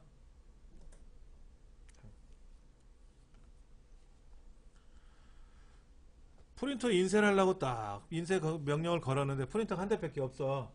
인쇄를 걸었는데 인쇄가 안 돼. 그러면 프린터 드라이버 설정이 올바르게 확인. 이것도 웃기는 게 그거지. 드라이버를 설정을 했다 안 했다. 그러면 모르는 프린터에 하나 갖다 놨다는 거잖아. 이런 거예요. 못 보던 프린터기 하나 있는 거야. 컴퓨터랑 연결돼 있어. 그래서 인쇄를 딱 눌렀어. 여기 파일에 가서 인쇄를 딱 눌렀어. 그 프린터기가 여기 삼성 게 하나 있네. 요거 맞겠다고 인쇄를 눌렀는데 안 되는 거야. 알고 봤더니 드라이버가 안 깔린 거지. 요거는 그냥 폼으로 갖다 놓은 프린터기야. 그러니까 요 프린터에 맞는 드라이버가 내 컴퓨터에 연결이 돼 있지 않으면 안 되는 거죠. 드라이버라는 것은 하드웨어를 인식시키고 작동시키는 프로그램을 드라이버라 그래요. 그러니까 프린터, 스캐너, 또 우리 스마트폰도 컴퓨터랑 연결하려면 스마트폰 드라이버가 연결이 돼야 되거든요. USB도 다 드라이버가 있어야 되는데 USB 같은 경우는 그냥 꽂으면 100%다 윈도우가 드라이버를 설정해줘요. 알아서. 근데 프린터기는 개인이 다 해야 됩니다. 그 제공받은 CD를 이용해서 하든지 아니면 제조사 홈페이지에 들어가서 다운로드 받아서 사든지 해야 돼요. 자, 그 다음에 일시 중지가 되어 있는 수도 있죠. 잘 작동되던 프린터기인데 프린터 인쇄할 때 누가 일시 중지를 걸어놨나봐. 그럼 프린터가 인쇄되다 말고 가만히 있겠지. 그렇죠? 그 다음에 전원이 꺼져 있으면 켜져 있는지 꺼져 있는지 확인해 봐야 되겠죠. 이런 질문 간혹 와요. 선생님 저희 집 프린터기가요 인쇄가 안 돼요. 그래요. 예? 혹시 멀티탭에 연결되어 있습니까? 네. 잠깐만요 선생님. 꺼져 있네요. 그래요. 본인이 알아. 그 얘기를 하니까 이제 힌트를 얻어가지고 멀티탭이 개별 스위치가 달려있는데 프린터기는 꺼놓았던 거야. 그 프린터기가 작동이 안 된다고. 그 다음에 어느 집은 켜져 있는데요. 근데 프린터기 뒤에 코드가 빠져 있는 거야. 전원을 눌러도 안 켜지는 거지. 그렇죠.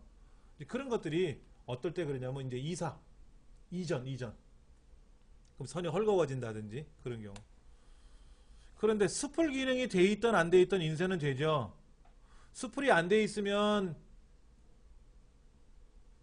바로 들어가서 인쇄를 하는 거고 프린터로 직접 다이렉트 들어가는 거고, 스풀을 기능을 활성화되어 있으니까 윈도우 7은 기본적으로 스풀이 활성화되어 있으니까 하드디스크에다 일단 저장해 놓고 나서 인쇄가 되겠죠. 스풀하고는 상관없어요. 스풀이 되든 안 되든 무조건 인쇄는 되는 거니까 두 번째가 틀렸다고 보시면 됩니다. 시스템의 클럭 속도를 나타내는 단위가 뭐냐? 밀리세컨드, 나노세컨드는 그냥 빠르기 어느 정도 빠르냐를 나타내는 거고요. 메가헤르츠인데 지금은 메가헤르츠 안 쓰고 기가헤르츠를 쓰겠죠.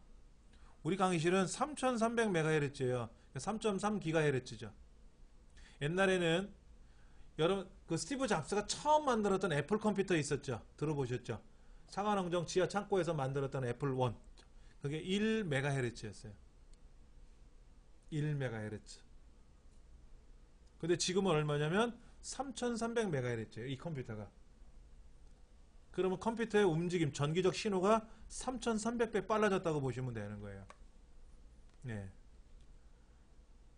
CPS는 뭐냐면요. 캐릭터 퍼 세컨드, 초당 몇 글자를 전송하느냐. 어디에? 통신을 통해서 전송을 하던 프린터로 전송하던 전송 속도를 말하는 겁니다. 초당 몇 글자. 예. 답은 세 번째 거라고 보면 되겠죠. 자, 마우스 등록 정보에 관한 설정 한번 볼게요. 키보드에 있는 숫자 키패드를 이용해서 마우스 포인터를 이동한다. 이건 마우스가 아니라 접근성에 관한 내용이라 그랬어요. 첫 번째는 틀린 말이다.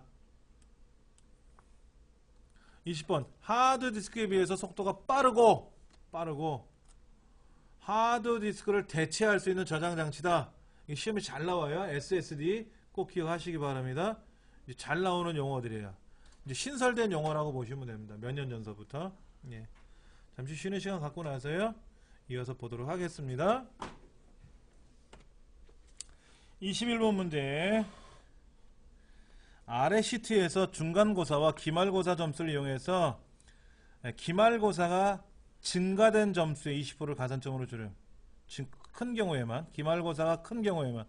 그러니까 물어봐야 되겠죠. 뭐라고 물어봐야 될까? 기말고사가 중간고사보다 크냐 물어봐야 되겠죠.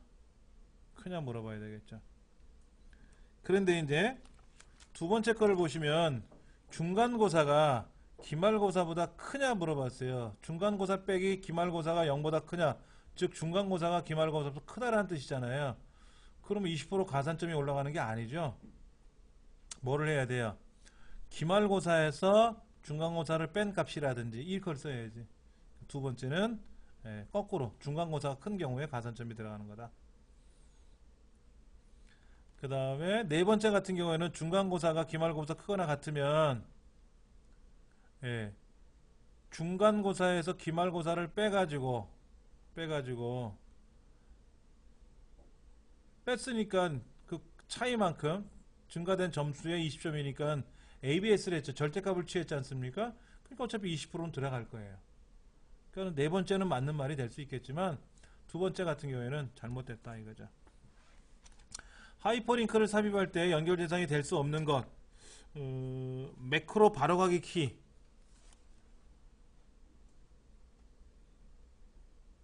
하이퍼링크는요.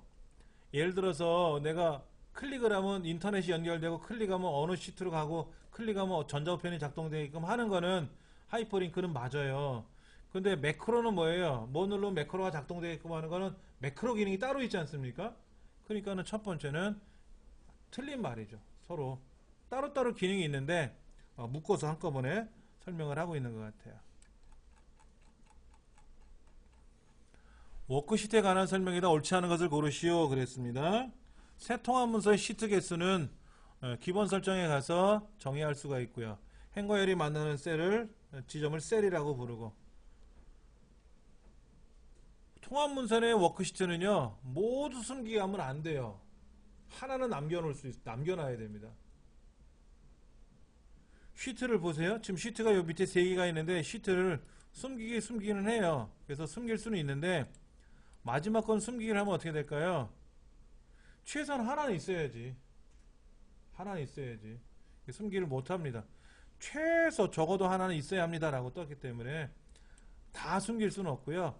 하나는 꼭 남겨놓고 해야 된다. 남겨놓고 해야 된다라는 거죠. 세 번째가 틀렸네요. 24번 문제. 다음 차트는 기대 수명 20년에 대한 예측을 표시한 것이다. 이때 사용하는 기능으로 옳은 것은 했네요.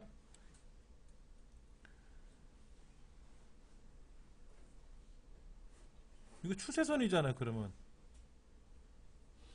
예측한 거잖아. 검은 선 이거. 그렇죠. 이거 검은 거요. 추세선이 되겠지. 쉬운 문제였네요. 그렇죠. 25번.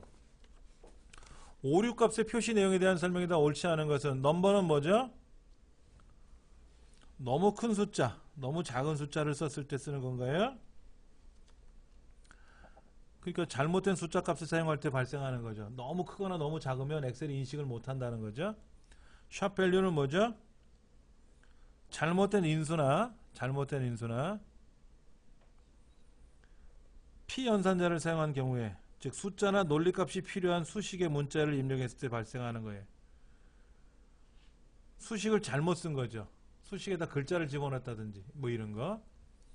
근데 숫자가 너무 커서 그건 샵 넘버인데 그건. 그렇죠? 그러니까 2번이 설명이 틀린 겁니다. REF는 리퍼런스니까 참조예요. 참조. 그러니까 맞는 말이죠. 맞는 말이죠. 26번. 네 번째 줄. $4에서 $4니까 네 번째 줄이 반복 인쇄가 되는 거죠. 네 번째 행이에요? 행이에요? 열이에요? 여기 반복할 행이라고 써 있으니까 문제에 당연히 네 번째 행이 되는 거죠. 네 번째 행. 두 번째가 맞는 말이고요. 홈, 편집, 찾기, 선택에 가서 찾기를 실행했어요. D3니까 여기 국사 90점에다 갖다 놨네. 그렇죠? 국사 90점에다 갖다 놓고 90을 찾으래. 그럼 90이 어디에 있어요? D 여섯 번째 있나요? 2에 네 번째도 90이 있죠? 2에 다섯 번째도 있죠? 근데 지금 검색의 위치가 어디예요? 열이잖아요. 열. 열이니까 칸이지 않습니까? 그러니까 D라는 동네에 국사 점수에서 지금 D에 세 번째 90이 있고 D에 여섯 번째도 90이 있으니까 D 여섯 번째에 있는 90을 찾겠지 뭐. D 여섯 번째는 90을.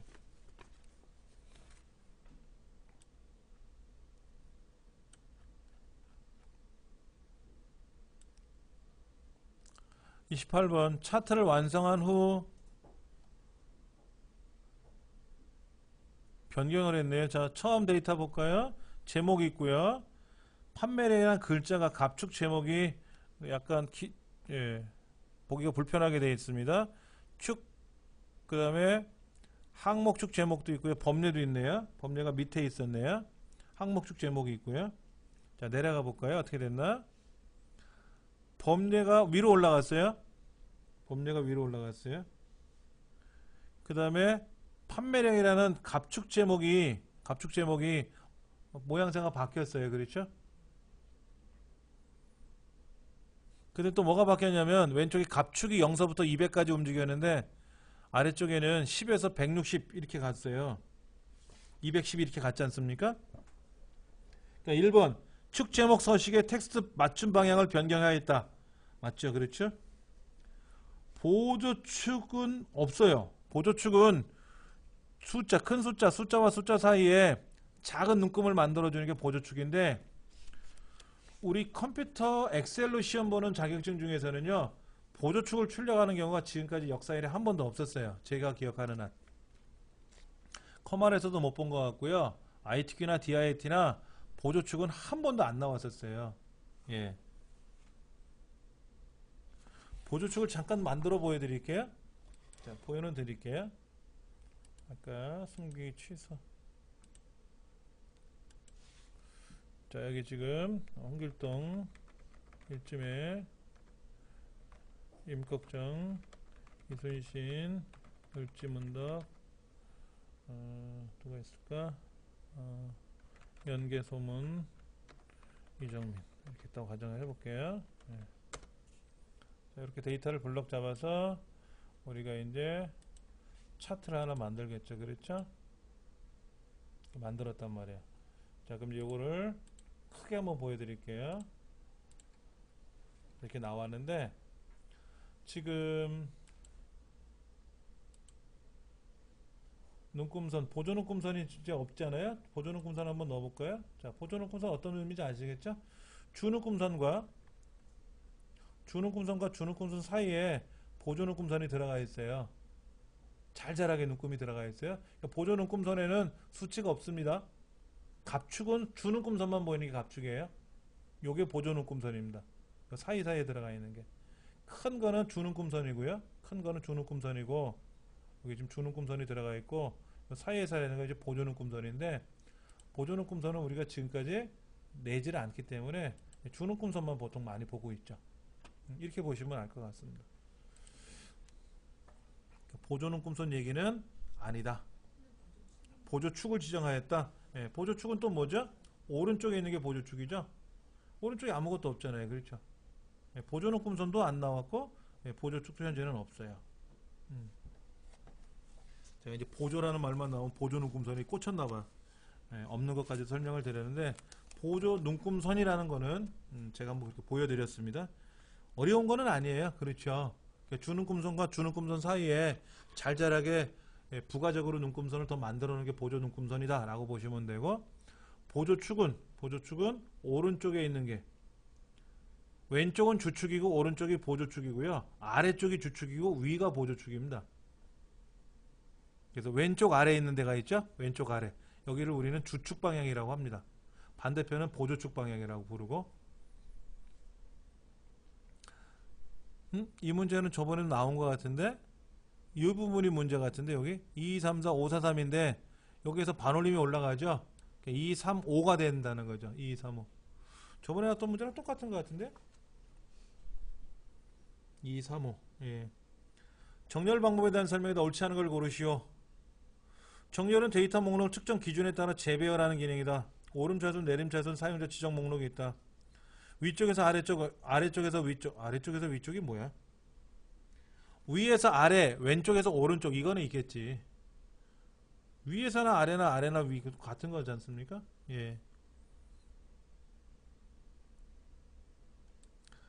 시나리오 요약에 관한 거 한번 볼까요? 현재는 38이라는 데이터를 갖고 있는데, 그래서 납입금이 15만 2천 원이 나왔어요. 38개월 동안 이제 뭐 입금하는 건가 봐요. 근데 이제 이게를 60번으로 기간 연장을 했대요. 60이라는 숫자만큼 기간 연장을 했더니 납입금이 24만 원 나왔어요. 그럼 B의 5번째 셀이 변경되는 셀이고요. 시나리오 이름은 기간 연장이라는 시나리오 한 가지 밖에는 없죠. 현재 값은 시나리오가 아니고 현재 있는 값이라는 뜻이니까 두 번째가 틀렸다라고 보시면 맞을 것 같습니다. 그러니까 시나리오에는 주로 어떤 문제가 나오는지 지금 몇 개 풀어봤는데, 현재 시나리오의 이름이 뭐뭐가 있느냐, 뭐 이런 걸 묻는 게 많이 나오네요. 그렇죠? 키가 170 이상인 사람의 수를 센대요. 그러면 뭐라고 쓸까요? 디카운트 A의 첫 번째부터 A의 5번째까지 중에서 조건은 뭐죠? 조건은 동일합니까? 조건은 다 동일하죠. 근데 두 번째 항목이 뭐예요? 이름이죠? 이름은 글자잖아요. 이름의 개수를 세는 거지 않습니까? 근데 디카운트로 셌잖아. 디카운트는 이름의 숫자를 못 세죠. 디카운트 A로 세야지. 그럼 만약에 디카운트를 쓰려면 어떻게 돼요? 키의 개수를 세거나 몸무게 개수를 셌어야지. 키가 170 이상인 사람의 키의 개수나 몸무게 개수를 세면, 그러니까 세 번째는 맞아요. 첫 번째는 이름의 개수를 세라 그랬잖아요. 이름 글자니까 못 센다는 거죠. 그래서 1번이 옳지 않은 거다. 이렇게 보시면 됩니다. 피벗 테이블은 어떻게 한다? 피벗 테이블 결과가 표시되는 장소는 다른 곳에 따로 출력할 수 있어요. A라는 시트에 있는 데이터를 가지고 피벗 탭을 만들어서 얘를 B라는 시트에서 출력해라. 이게 됩니다. 예, 충분히 돼요. 첫 번째가 뭐뭐에만 한다 라는 것 때문에 좀 유심히 보시면 되겠죠. 자, 1학년 일반 파일에 기말고사 시트라고 되어 있어요. 1학년 한 칸 띄고 일반이네요. 콧다운표 들어가야 되겠죠. 꺾가로 그 디귿자 괄호 세 번째가 맞는 말이 되겠죠. 1번은 1학년 한 칸 띄고 일반인데 다운표가 빠졌고요. 2번은 괄호가 잘못된 거죠. 네 번째도 괄호가 잘못된 거고, 예, 또 빈칸이 들어있으면 헛다운표를 쳐줘야 되는데 그게 틀린 거고, 세 번째가 맞는 거다. 대화상자에서 실행 가능한 작업이 아닌 것은 했는데 자동 맞춤 옵션을 이용해서 한 장에 모아서 인쇄를 할 수 있다. 페이지 나누기 옵션을 이용하여 새 페이지가 시작되는 위치를 설정할 수 있다. 여백에는 그런 말이 없어요. 자, 볼까요? 자, 페이지 설정 가볼게요. 페이지 설정에 가면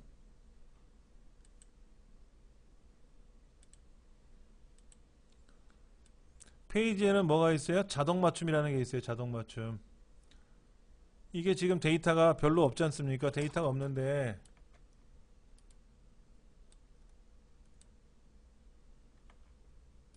데이터를 한번 제가 붙여볼게요. 이렇게 쭉 붙여서. 자, 얘를 이제 만약에 미리 보기 하면 어떻게 됐죠? 한 페이지 다 나왔나요? 여기 걸렸네. 아래쪽이 좀 걸렸죠? 오른쪽에서 좀 나왔죠? 그렇죠? 그럼 이거를 페이지에 가서 인쇄를 하려고 봤더니 지금 한 페이지, 두 페이지, 세 페이지, 네 페이지가 지금 세 페이지 이렇게 나왔어요. 참 애매하게 나온 거예요, 지금. 여기는 없으니까. 근데 만약 여기까지 뭐가 있었으면 어떻게 돼요? 네 페이지가 나오는 거죠. 이러면 이제 한 페이지, 두 페이지, 세 페이지, 네 페이지 이렇게 나온단 말이에요. 이게 종이가 너무 많이 나오는 것 같아. 그래서 얘를 한 페이지에다 맞춰라 이거야. 한 페이지에다. 그러면 어떻게 돼요? 한 페이지로 나왔어요. 한 페이지 다 나왔어요. 이제 한 페이지예요. 그런데 가서 보시면은 여기 가서 91%로 축소하니까 되더라 이거지. 그럼 92% 하면 안 되겠죠? 91%로 해야만이 네 페이지가 한 페이지에 나오는 거예요. 이게 이제 자동 맞춤이라는 기능입니다. 그 다음에 여백이라는 데가 있네. 여백에 가면 좌우상하 여백 보는 거예요. 페이지 나누기 그런 건 어디 있어요? 그런 말은 없죠. 여기에요. 예, 없는 거죠. 머리글 바닥글은 뭐예요? 상단에 하단에 머리글 다르게 할 수도 있고요. 같이 할 수도 있고요. 뭐 그런 거고. 시트는 뭐죠? 반복되고자 하는 내용이 뭐냐 하는 거, 이거 하는 거고. 눈금선도 출력할 거냐. 눈금선을 출력하면 어떻게 돼요? 이렇게 가로 세로 눈금선이 나오는 거고요. 그 다음에 또 뭐가 있냐면은 행렬 머리글을 해줘야 A인지 B인지 C인지 알 수가 있지 않습니까? 이렇게 해주면 아무래도 양이 더 이 부분 윗부분이 더 많이 들어가겠죠. 그렇죠? 그 다음에 이제 흑백으로 해라. 그럼 이게 지금 컬러가 아니니까 상관이 없는데 컬러 문제 같으면 흑백으로 하라 그러면 뭐 나와요. 간단하게 인쇄하면 어떻게 됩니까? 그림은 빼고 인쇄한다든지 그런 거. 그러니까 여백이라는 곳에서는 좌우 상하 여백을 넣어주는 거고 뭐 그 외에는 기능이 없더라 이거죠. 특별히 없어요. 예. 그 문제에서 잘못 설명했다. 두 번째가 잘못 설명했다. 자, 그거 필터를 이용해서 실행했어요. 한번 볼까요?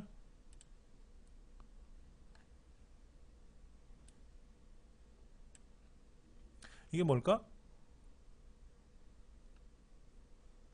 목록 범위가 A 첫 번째부터 C 10번째래요. 조건 범위는 어디 있어요? 조건 범위는 없네. 근데 복사 위치가 어디래요? 학과명만 더 있죠. 그럼 여기는 데이터 중에서 학과명만 나온다는 얘기예요. 그러면 학과명은 뭐예요? 경영학과, 영문학과, 컴퓨터학과, 물리학과, 영어, 영문학과, 건축학과, 경영학과 많잖아요. 근데 여기 뭐라고 돼 있어요? 여러 개가 있으면 하나만 출력해라 하는 거죠. 하나만 출력해라. 얘를 뺐으면 어떻게 돼? 여기 경영학과서부터 밑에 경영학까지가 다 나오는데 동일한 글자들이 있지 않습니까? 중복된 거는 빼고 개별적인 것만 출력해라 하는 거죠. 그럼 답은 뭐가 되겠냐 하는 건데, 경영학과, 영어 영문학과, 컴퓨터학과, 물리학과 빠졌네. 첫 번째는. 두 번째는 기계공학과도 없네. 세 번째는 두 번째 다 있나요? 예, 두 번째가 맞는 것 같은데요. 두 번째 경영학과, 영어 영문학과, 컴퓨터학과, 물리학과, 건축학과, 기계공학과 맞고, 세 번째는 왜 틀렸을까? 제일 위에 있는 게 지금 경영학과부터 나오죠. 경영, 영어, 컴퓨터, 물리, 영어 빼고, 건축, 기계, 컴퓨터, 경영 빼주고, 경영부터 나와야 되는데 물리학과가 나왔어요. 그게 틀렸고. 네 번째는 뭐예요? 있는 거 없는 거 반복되는 거 다 나왔지 않습니까? 반복하지 말라 그랬으니까, 중복되는 거 빼라 그랬으니까 답은 두 번째가 될 수 있다. 그러니까 이렇게도 가능해요. 취미를 선택해보라 그랬더니 취미를 종류별로 적잖아. 그럼 어떤 사람은 축구, 어떤 사람은 야구, 축구, 야구, 축구, 야구 여러 번 나오니까는 이때는 뭐만 하면 돼? 취미만, 여기 복사 위치가 취미라고만 딱 써놓으면 어떻게 돼요? 취미라면 쫙 결과가 나오겠죠. 그때 동일한 레코드는 하나만 하고 체크해주면 어떻게 돼요?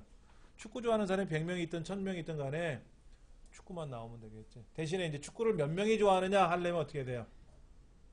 정렬을 해서 부분합을 해야 되겠지. 축구 좋아하는 사람이 몇 명, 야구 좋아하는 사람이 몇 명. 근데 부분합을 하는 거고, 종류가 뭐뭐가 나왔는지를 분석할 때는 그냥 고급 필터를 걸어서 출력해 주면 되겠죠. 37번 문제. 매크로 대화 상대에 관한 문제가 나왔네요. 매크로 1이라는 매크로가 하나 있네요. 그렇죠? 그래서 이 매크로 이름을 선택하고 나서 실행 단추를 누르면 매크로가 착 작동이 되겠죠? 그 다음에 한 단계씩 코드를 실행해라 그러면 어떻게 돼요? 예, 매크로 그 비주얼 베이직 에디터가 실행돼서 하나씩 보여주겠고요. 새 매크로 만들 수 있어요?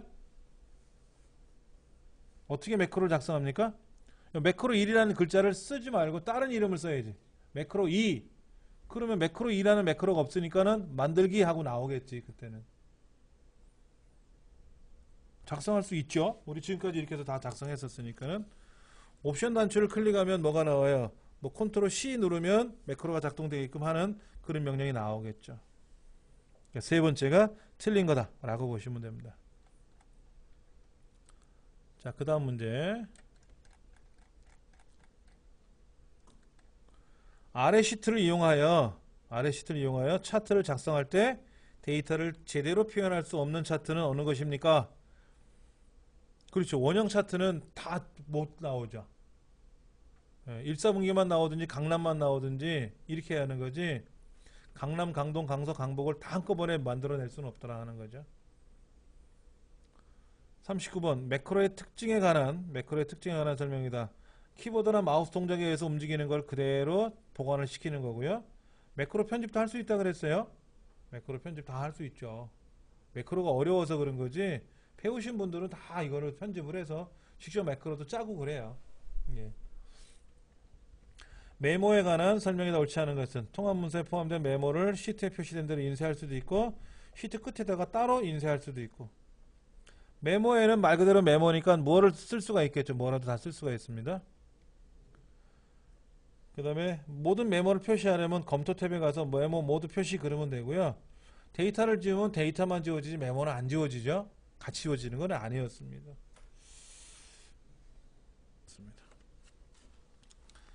2012년 9월달에 실행했던 문제를 보도록 하겠습니다. 다음에 주어진 보기 중에서 가장 작은 컴퓨터 정보 표현 단위는 무엇입니까? 라고 되어 있는데, 비트가 4개 모이면 니블이라 그랬어요. 비트 8개가 모이면 바이트고요. 그 바이트가 모여서 워드가 되고 워드가 모여서 레코드가 되니까 가장 작은 거는 이제 니블이라고 보시면 되겠죠. 자, 모의 실험. 그러면 우리가 알 수 있는 거는 뭐죠? 시뮬레이션 하는 거. 시뮬레이션 하는 걸 보시면 되죠. 3번. 디스크에 존재하는 파일의 정보가 저장되어 있는 섹터들을 찾아볼 수 있도록 정보를 저장하는 특수 영역이라고 불리는 이제 FAT가 있는데 FAT 16, FAT 32, 그 다음에 NTFS 이렇게 세 가지가 보통 있어요. 이때 이제 그 NTFS의 장점으로 옳지 않은 것을 했는데 NTFS를 사용하게 되면은 하드 디스크의 공간 낭비를 줄일 수가 있다. 뭐 안정성이 향상이 된다. 또 최적화돼서 빨리 사용할 수 있다. 이런 거는 있어요. 그러나 리소스를 최대화할 수 있다라는 말은 없습니다. 자, 한번 보여드릴게요. 뭔 얘기냐면 이런 겁니다. 자세히 보시면은 NTFS라고 되어 있어요. NTFS로요.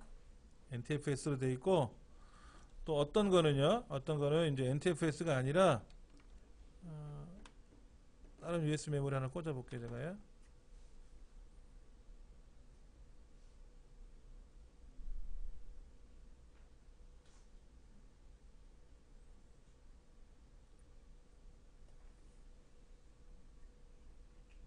지금 새로운 장치를 준비하고 있다고 나오지 않습니까? 이것이 이제 드라이버로 인식하는 거예요. USB 메모리 안에 여기 이제 드라이버가 세팅되어 있어가지고 꽂으면 바로 인식이 되죠. 예, 여기 이동식 디스크로 하나 떴는데 얘는 FAT32로 되어 있지 않습니까? FAT32로 되어 있는 거하고 NTFS로 되어 있는 거하고 차이가 있다고 제가 말씀을 드렸어요. FAT32에서는 공간이 15기가, 16기가가 있다 할지라도 4기가가 넘어가는 거는 다운로드, 업로드가 안 돼요. 복사가 안 된다는 거죠. 뭔 얘기냐면 지금 10기가 남아있다 그랬는데 제가 이 컴퓨터 안에 용량이 큰 데이터를 하나 요거 15기가니까 뭐 안 들어가겠고 당연히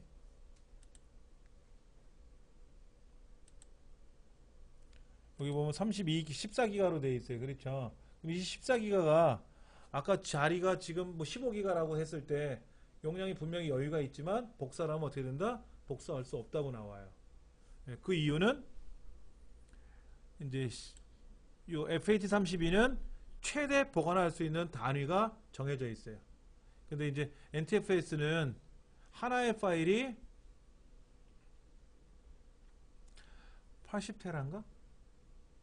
80테라면 우리가 지금 쓰고 있는 하드가 뭐 2테라, 3테라 밖에 안 나왔으니까 최대 4테라만 나와 있으니까 뭐 충분히 사용할 수 있는 거죠. 이제 그 위에는 이제 또 다른 방법의 파일 시스템이 나오겠죠. 이런 파일 시스템을 얘기하는 건데 네 번째는 아니다. 일단은 그렇게 생각하시면 됩니다. 자, 스풀 기능에 관한 내용을 보도록 하겠습니다. 스풀 기능을 이용하면은 어쩌고 저쩌고 나와 있는데 프린터와 같은 저속 프린터기가 가장 출력 장치 중에서 입출력 장치 중에서 가장 느리죠. 그래서 CPU하고 병행하면 컴퓨터가 멈춰버리니까 효율성을 향상시키기 위해서 스풀 기능을 사용한다 라는 말은 맞는 말이고요. 자, 인쇄 대기 중인 문서에 대해서 용지 방향이나 인쇄 매스를 설정할 수 있는 기능은 없어요. 예, 이런 건 없다고 말씀을 드렸습니다.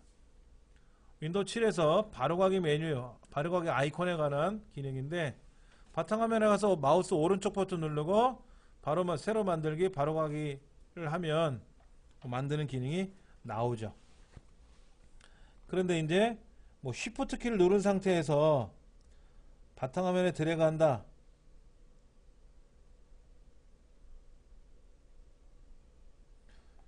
탐색기 창에서 실행 파일을 쉬프트 키를 누른 상태로 바탕화면에 드래그할 경우에 실행 파일이 어떻게 돼요? 그냥 이동이 돼요. 여러분 드래그하면 뭐가 되죠? 같은 드라이브에서는 이동이고 다른 드라이브로 드래그하면 복사가 되죠. 그런데 같은 드라이브든 다른 드라이브든 상관없이 컨트롤 키를 누르고 드래그하면 뭐가 돼요? 복사가 되고요. 쉬프트 키를 누르고 드래그하면 이동이 돼요. 무조건 이동이 되는 겁니다. 그래서 여러분들이 USB 메모리에 있는 거를 블럭 잡아서 내 문서로 드래그하면 복사가 돼요. 근데 내 문서 안에 있는 파일을 드래그해서 내 그림으로 가져가면 어떻게 돼요? 이동이 돼버려요. 같은 곳에서는 이동이 돼요. 같은 동네에서는. 그러니까는 Shift 키를 누르고 바탕화면에 드래그를 하면 바탕화면으로 가버리는 거지 바로 가기 아이콘이 만들어지는 건 아니다 하는 거죠. 그게 틀렸다 하는 걸 보시면 됩니다. 6번 지역판의 소리에서 설정할 수 있는 작업으로 옳은 것은 했습니다. 소리? 문서에 소리를 연결하거나 삽입하는 건 어떻게 해야 돼요? 한글 2007에서 삽입해가지고 소리를 연결하던 뭐를 해야 되겠죠. 이건 지역판에 있는 소리하고 상관없는 거죠. 이거는 한글 2007에는 엑셀에 있는 기능이지. 두 번째는 틀렸다. 그 다음 6번 했고 7번 윈도우 탐색기에 관한 기능에 대한 설명이다. 옳지 않은 것을 골라라. 컴퓨터에 있는 파일이나 폴더 및 드라이브의 계층적 구조를 말하는 것이 탐색기에서 표시가 된다. 조금 전에 제가 본 것 같았어요. 이렇게 현재 C 드라이브가 있고 D 드라이브가 있고 그래서 뭐 이 C 드라이브를 보면은 C 드라이브 안에 HNC 폴더도 있고 무슨 폴더도 있고 쭉 폴더가 보이죠. 폴더가 보이고 예. 그리고 사실은 이런 건 이제 공용으로 많이 쓰이는 거니까 제가 공개를 했지만 개인적인 거 뭐 제 거야 뭐 보여드리죠. 제 거니까 이거 보여드리겠죠. 이렇게 무슨 폴더가 있다라고 보여드리지만 예를 들어서 남의 분 거를 제가 가져와서 공개하는 거는 에티켓에 어긋나는 행동입니다. 범죄라고 보기에도 그렇게 했지만 분명히 잘못된 행동이에요. 남의 USB 메모리를 가져와서 들춰보는 거 허락을 받으면 그것만 보는 거 요거 잠깐 볼게요 라고 이제 허락을 득해서 보통 사용을 합니다. 왜냐면 이렇게 보여주면 폴더가 쫙 보여주지 않습니까? 그러면 미리 짐작할 수가 있거든. 아, 요 안에 뭐가 있겠구나. 뭐 이렇게. 그래서 그런 거는 안 한다. 우리가 보통. 자, 파일 및 폴더를 복사하고 옮기고 이름 바꾸고 검색할 수 있고 메뉴 모음에는 도구를 사용하면 컴퓨터도 꺼요?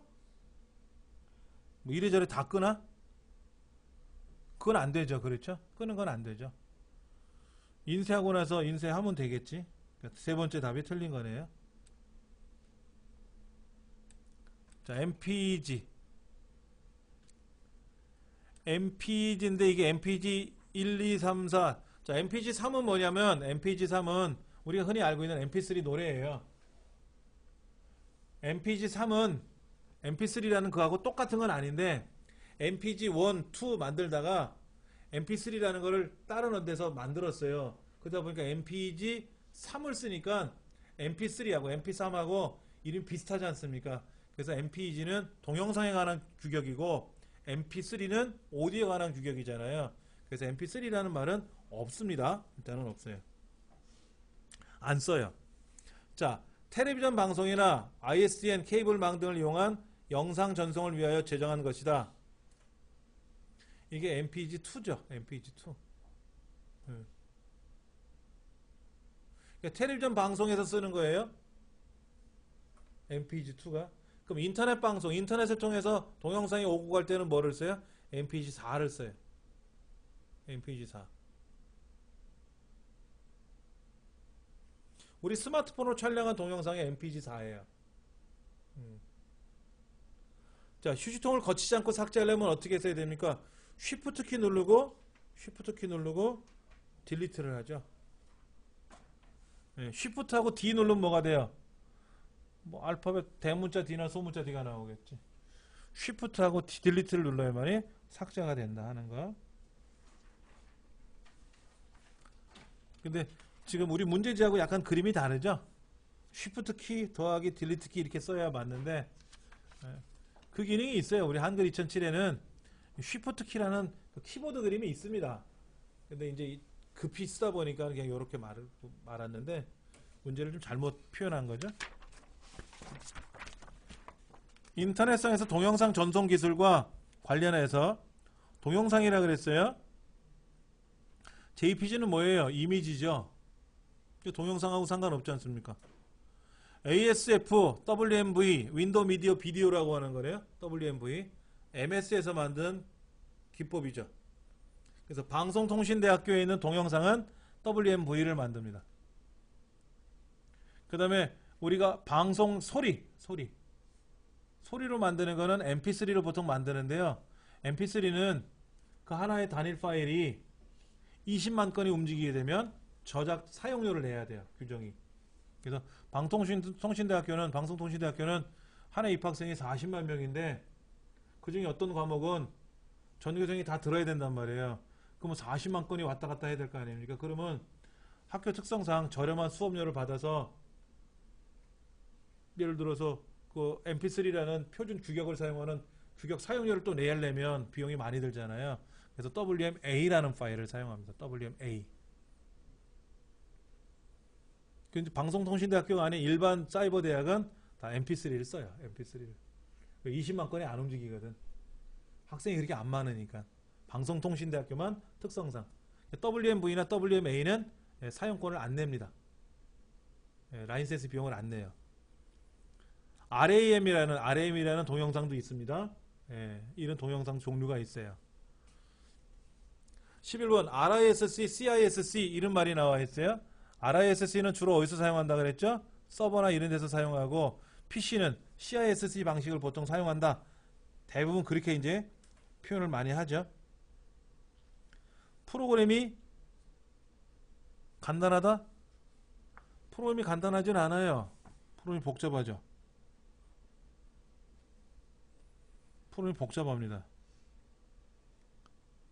전력 소모가 적고 빠르고 명령어 종류가 리듀스 간단하다 이런 건 맞는데 프로그래밍 자체는 복잡해요. RISC CPU가 굉장히 이거는 프로그램을 우리가 하는 건 아니라 CPU를 개발하는 인텔이 알아서 하겠지 뭐 그건 신경 안 써도 되고 대신에 RISC CPU가 비싸서 못 쓰는 거지 우리가. 객체지향 하면 대표적인 게 뭐가 나오냐? 자바 C++, 뭐 스몰토크 이런 건 객체지향이라고 보시면 되고요. 코볼은 제 2세대 때 나왔던 1950년대 60년대에 나왔던 언어입니다. 사무용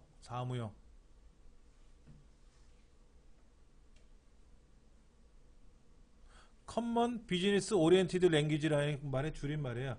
커먼 비즈니스 오리엔티드 랭귀지라고 해서 사무용 언어.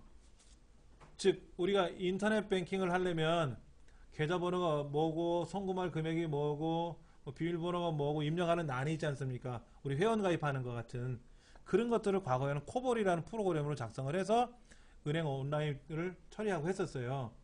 근데 지금은 뭐 그런 거 안 하죠. 대부분 이제 자바라는 언어를 이용해서 우리 안드로이드 앱을 개발하고요. 그러니까는 카카오톡 같은 게 자바로 만들고요. 컴퓨터에서 산술 논리 연산의 결과를 일시적으로 저장하는 임시기억 장소라고 했는데 그게 뭐죠? 누산기죠. 어큐뮬레이터 레지스터죠. 누산기. 프로그램 카운터는 뭐 하는 거죠? 다음에 실행할 명령어가 어디에 있는지를 기억하는 거죠. 다음에 실행할 명령어의 주소를 기억하는 레지스터. 프로그램 카운터, PC 프로그램 카운터. 누산기는 어큐뮬레이터 레지스터, ACC 많이 나와요. 두 가지 단골 손님입니다. 가산기는 실제로 계산을 해주는 가산장치에 들어가 있는 거죠. 엔터테인먼트에 관한 설명이다. 엔터테인먼트는 뭐예요? 뭐 녹음, 마이크 녹음하는 거 뭐 이런 것들이 관한 거죠. 하이퍼터미널이나 네트워크는 뭐예요? 엔터테인먼트가 아니라 통신에 관한 내용이겠지. 하이퍼터미널이라고 하는 거는 네트워크 이런 말은 엔터테인먼트는 말 그대로 노래 부르고 춤추고 음악 듣고 하는 거잖아요. 그러니까는 엔터테인먼트하고는 하이퍼터미널 네트워크는 다른 말이다 이거지. 두 번째가 틀린 말이다. 여러분 책에는 없었죠? 왜냐면 일단 이 문제를 한번 보세요. 이 문제를 보시면 되고요. 우리 책에 나와 있는 문제는 접근성에 관한 얘기가 나왔지 않습니까? 그 디스플레이 없이 컴퓨터를 사용할 수 있고, 즉 디스플레이가 없다라는 말은 뭐예요? 시각장애 있는 분들은 화면을 못 보니까 모니터 없이 사용하게끔 하자 이런 얘기고, 돋보기 기능을 이용하면 화면에 여러 부분을 확대하는 건 아니죠. 한 군데만 확대하는 거지. 뭐 동서남북을 찍으면 그 동서남북이 한꺼번에 확대되는 건 아니지 않습니까?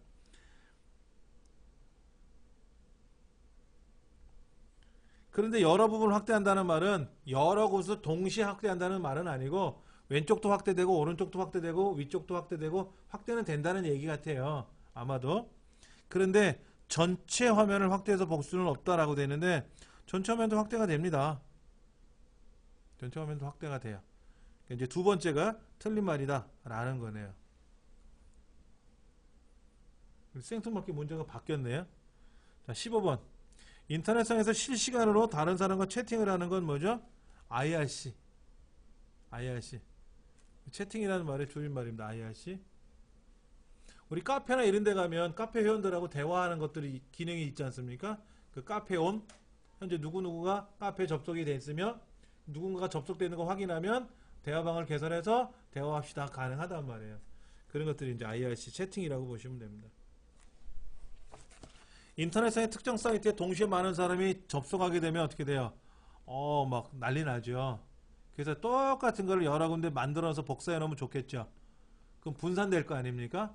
예, 그게 이제 미러 사이트죠. 미러 사이트. 미러 사이트는 어떻게 만드냐면요.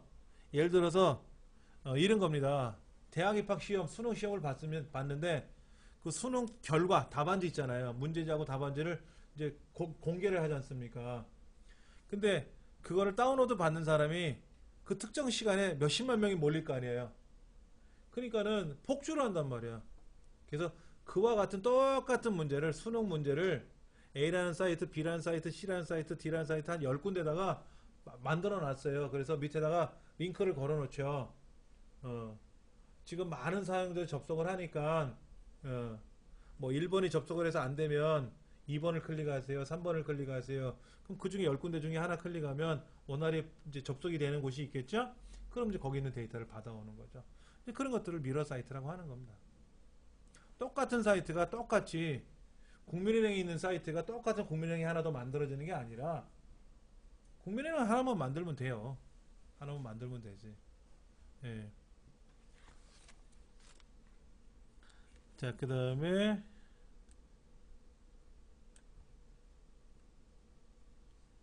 하드디스크의 사양. 17번 어디로 샜다.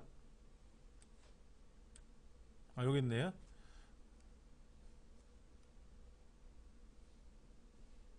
인터넷 익스플로러에서 과도한 노출이나 폭력적인 사이트가 있으면 접속하면 안 되죠. 미성년자, 청소년들이 보면 안 좋지 않습니까?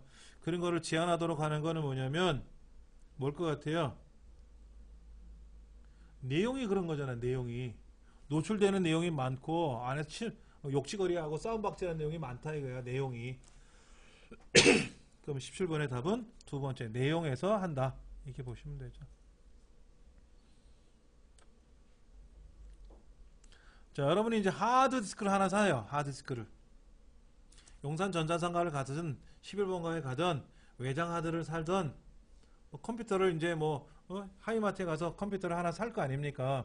사게 되면은 하드 용량이 얼마예요? 물어본다고. 그러면 거기는 직원이 이건 500기가짜리예요. 이건 1000기가짜리예요. 라고 얘기해줘요. 그럼 그거는 용량이죠. 용량이지. 그럼 물어봐야 돼. 버퍼 메모리는 얼마나 됩니까? 버퍼 메모리. 회전수는 어떻게 됩니까? 회전수. 그걸 알아야 돼요. 재생률이라는 건 모니터에 관한 얘기입니다. 재생률은 모니터에 관한 얘기고요. 용량은 우리가 알고 있는 500기가 이런 거예요. 그 다음에 버퍼 메모리는 뭐냐면 하드디스크는 보조기억 장치잖아요. 그러면 주기억 장치에서 저장 명령을 걸면 보조기억 장치로 들어오는 거잖아요. 그럼 주기억 장치가 빨라요? 보조기억 장치가 빨라요? 주기억 장치가 빠르죠. 훨씬 빠르죠. 그러면 CPU가 주기억 장치보다 빠르기 때문에 캐시를 뒀지 않습니까? 그것처럼 하드디스크 안에도 캐시 메모리가 있어요. 그걸 버퍼라. 일반적으로 다 버퍼라고 말하는데 버퍼 메모리 용도는 뭐냐면 주기억 장치에서 저장 명령을 걸면 하드디스크로 직접 저장하면 느리니까 버퍼가 따로 저장을 해요. 자기가. 주기억 장치만큼 빠른 애예요. 얘가 저장을 딱 해. 그럼 주기억 장치 입장에서는 저장 명령이 끝났으니까 또 다른 일을 해야 되겠고 그때 이제 버퍼가 실제 하드디스크 안에다가 저장을 해주는 거예요. 그럼 버퍼 메모리가 용량이 좀 커야 되겠죠? 커야 돼. 요즘 나오는 하드디스크는 다 64MB입니다. 요즘 나오는 판매되는 하드디스크는 다 64MB예요.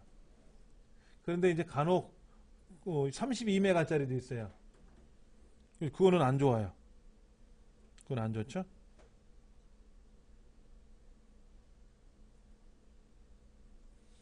그 다음에 전송률은 뭐냐면, 예를 들어서 내가 복사해서 붙일 거 아니에요. 하드디스크에서 다른 하드디스크로 복사해서 붙여넣기 하면 파일이 전송이 될 거 아닙니까? 그때 얼마나 빨리 가느냐 하는 거죠. 빨리 가느냐. 복사해서 붙일 때 얼마나 빨리 가느냐. 그 다음에 영화 같은 거 하나를 복사해서 붙이게 되면은 우리가 저장할 때는 양이 적은 걸 저장하지만 영화를 복사해서 붙일 때는 용량이 크지 않습니까? 몇 기가씩 되잖아요. 그런 건 실제 버퍼를 통하지 못하죠. 버퍼가 64메가밖에 안 되는데 어떻게 640메가나 6기가짜리를 복사를 하겠냐고. 그때는 전송률을 갖고 따져야 돼요. 우리 강의실에 있는 하드디스크는 초당 3000메가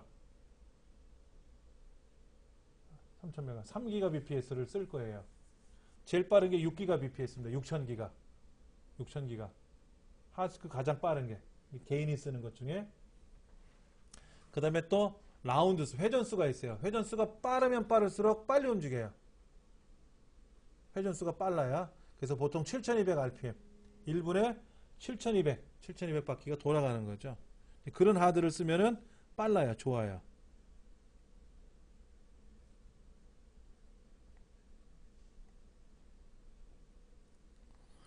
자, 그 다음에 재생률은 모니터에 관한 얘기라 그랬어요. 모니터에 어떤 기능일까요? 재생률이라는 거는. 자, 지금 모니터가 이렇게 밝게 빛나잖아요. 그럼 제가 지난 시간에도 그 얘기 한 것 같은데 안 했나? 빛이 이렇게 켜졌다가 계속 켜 있는 게 아니라 사그라들었다가 다시 켜졌다가 사그라들거든요.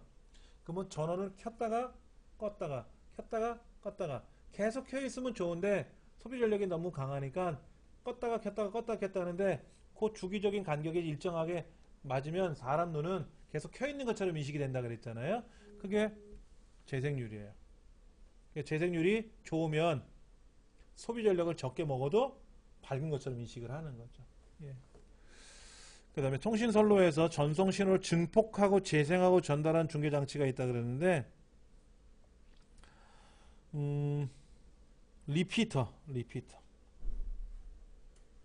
리피터라는 걸 이용하면은 그렇게 된다 하는 거죠.